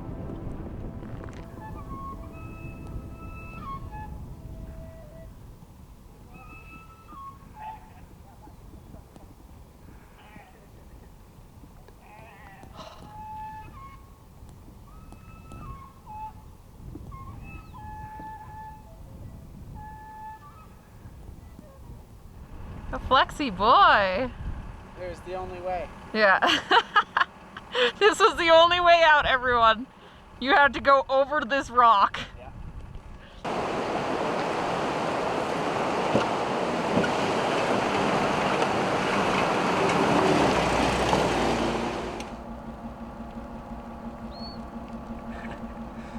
Oh, my little bone collector. Dang, that's pretty cool. It's still got the horns on it. Yeah, it still kind of smells bad. Oh, that sucks. Oh, it still has this part of the spine on it. Can I have my film camera? I'll just take a picture of it.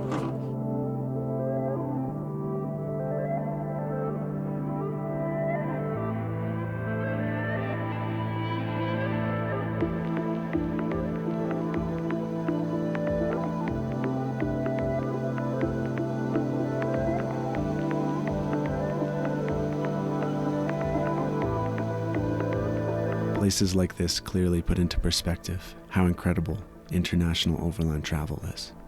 This Earth is amazing, and witnessing it in this way is a privilege we'll never take for granted.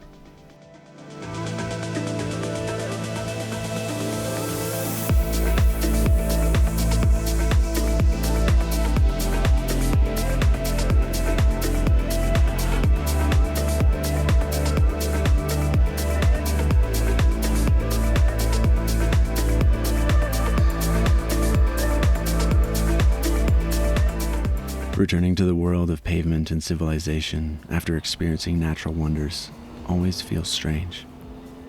Thankfully, Cusco and the Sacred Valley are on our horizon.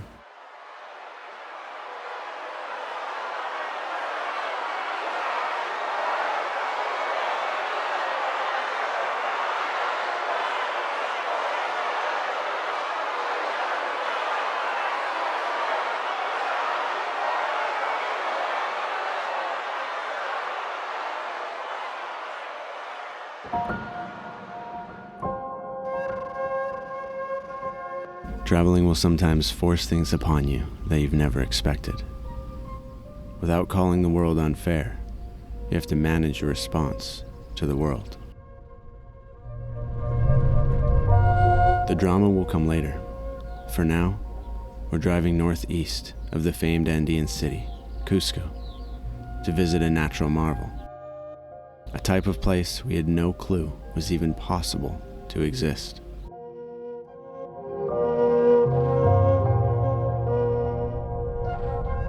It's no coincidence this badass defender is following us. We're traveling with some new friends, and later we would find their companionship to be invaluable.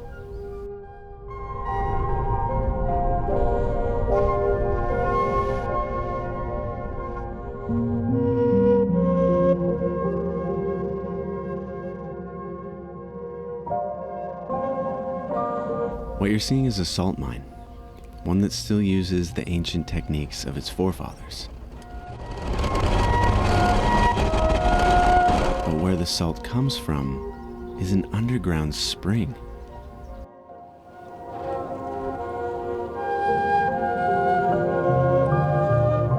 Must be coming from the ocean.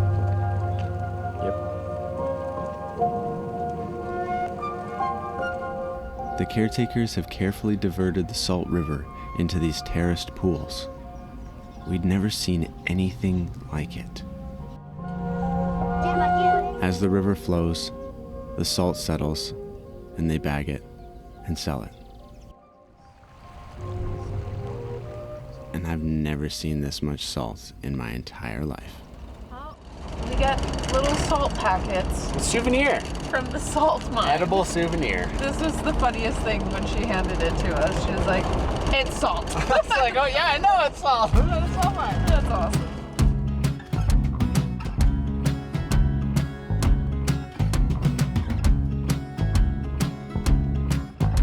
With new cooking ingredients and an expanded perspective of the presence of salt rivers, our curious adventure continues.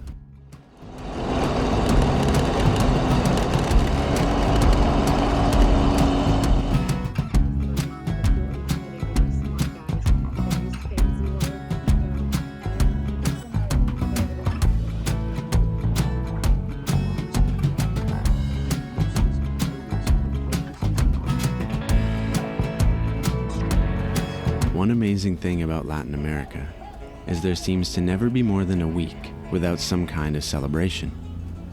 We think today might have something to do with the Rio Carnival in Brazil, but they don't need much of a reason to party. And it's awesome. Millions of years ago, unless somehow it was absolutely essential.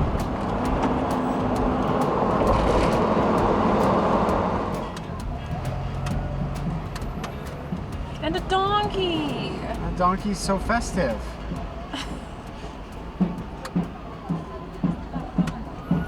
Here, you can't see, there's people dancing in the street. I can see it.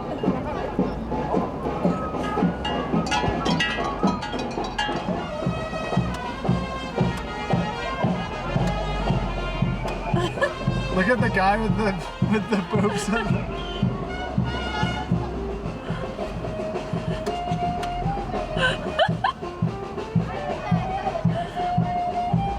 I think this is the mummering version in Peru. Yeah. Hey!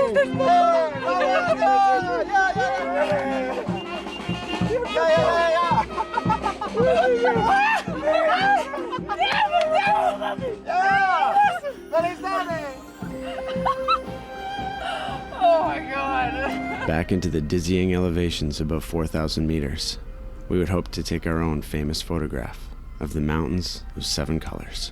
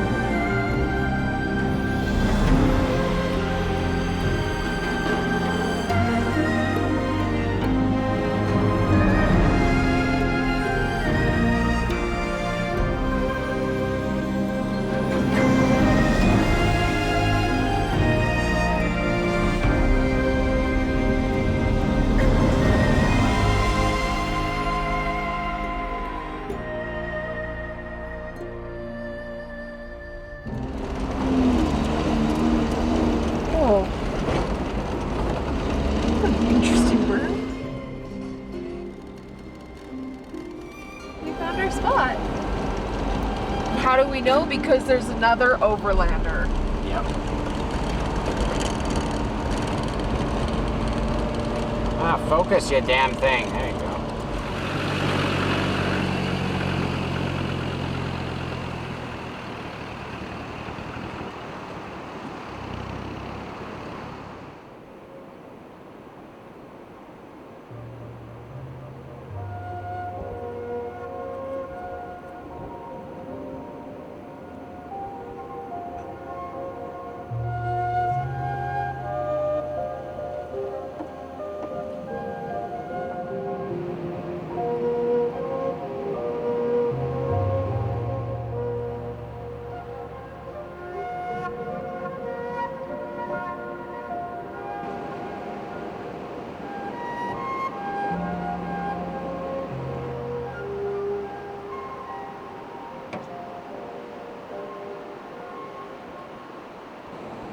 What's that? I need what? Do you need a hair elastic?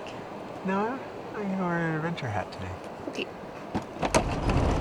Early start. And there was still one tour bus that beat us.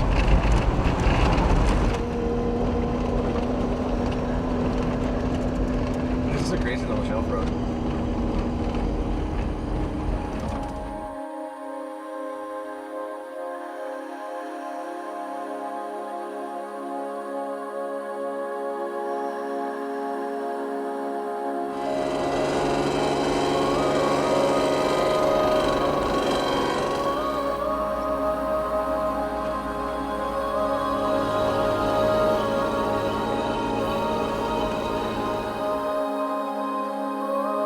After 2 steps, I lost my balance. And you know, that's when the colors started to change.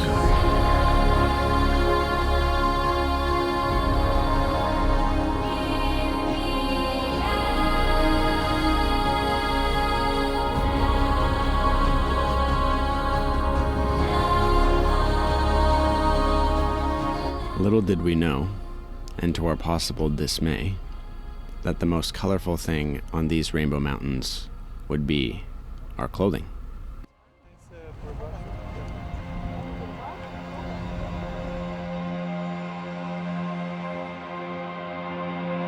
Clearly, there's a difference between the on-season and the off-season. We're starting to recognize that more and more.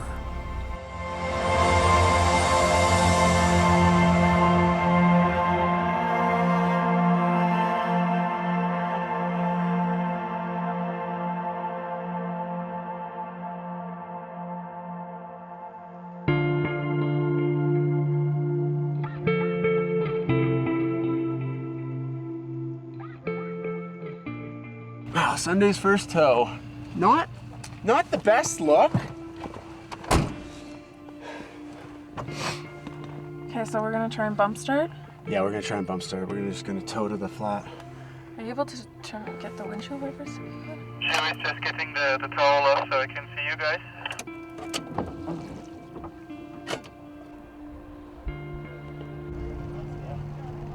Enough hill to bump start. I'm just gonna brake a bit to keep tension on the cable, but you keep going slow. Roger.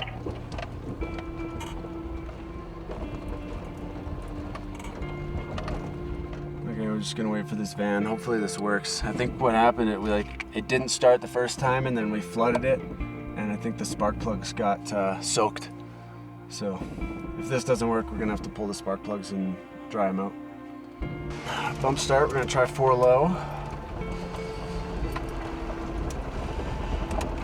Second gear. Wait, there's one more white truck coming. We're good. We're alive, brother. We are alive. From now on, we only park on hills.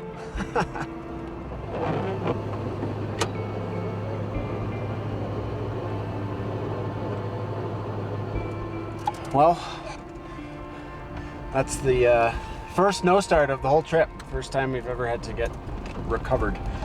Which I say is pretty good odds. I was hoping it would be 0, but Man, fuel issues just have really kind of plagued us. I think, I don't really think we have a good fuel pump. That new fuel pump we put in the tank, I think is still, I don't know if it was a knockoff, but it's super loud and I don't trust it. So I'm pretty sure what happened is when it didn't start and we kept trying to start it, it was over fueling, soaked the spark plugs. The spark plugs got wet. I think that's why the bump start was super easy. But yeah, I have very little faith in our fuel pump right now, which kind of sucks. It's a good thing we're traveling with friends now. Yeah, exactly. Looks like this Piaje has been blown up. I don't think the locals wanted to pay the tolls anymore. Wow. Okay. Well, this is what it's supposed to look like.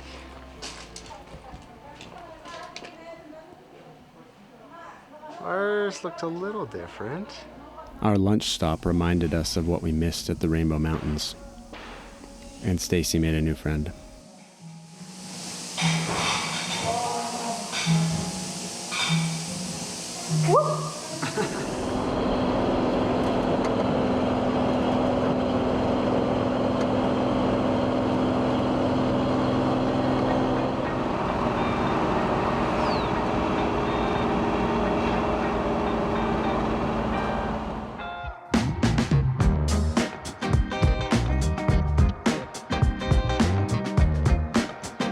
Cusco, the meeting point for millions of travelers who come to visit the spectacular Machu Picchu, one of the 7 wonders of the world. That's why we're here, too. Except there's a problem. You can't actually drive to Machu Picchu, and protesters have blocked the railroad used for transportation. From our limited sources, we've been told the business and tourism side of the ancient city has changed hands, and the locals are not happy.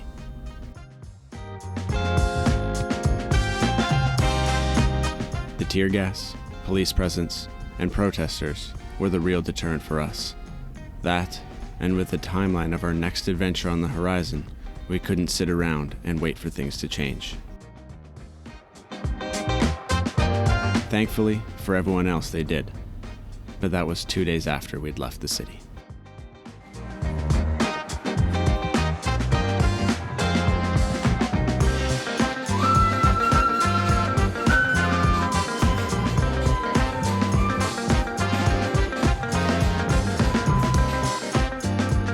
The good news? Machu Picchu isn't going anywhere, and we will add it to the growing list of reasons to return.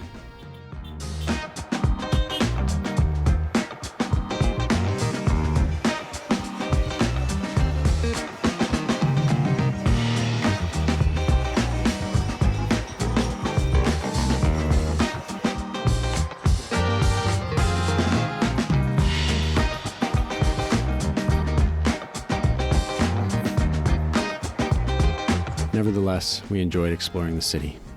This is the San Pedro Central Market, filled with everything you'll ever need, never need, and much more.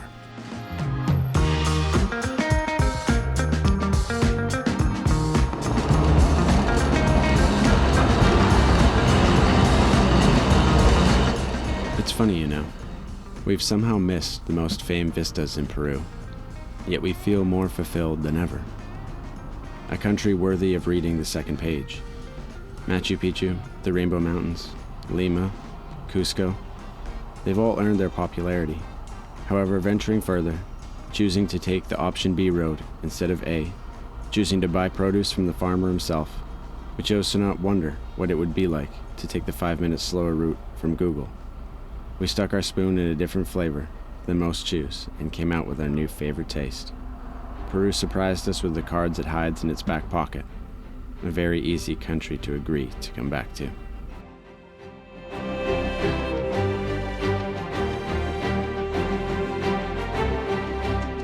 Our last drive through the Andes would mark the beginning of perhaps our biggest endeavor on this trip so far.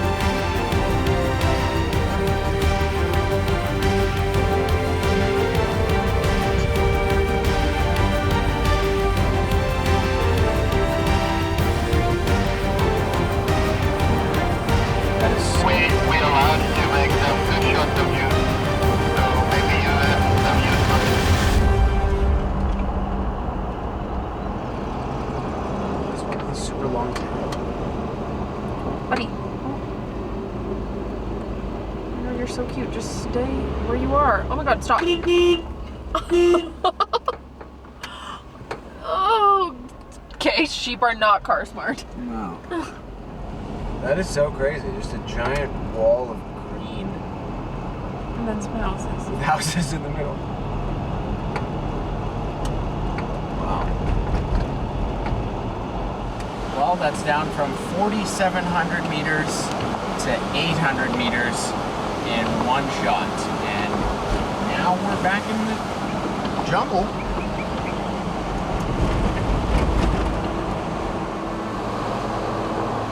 From mountains to jungle, from less oxygen to more oxygen than one needs, down, down, down, to the land where the beautiful flowers distract you only briefly, while you become a feast for bugs and a sponge for sweat.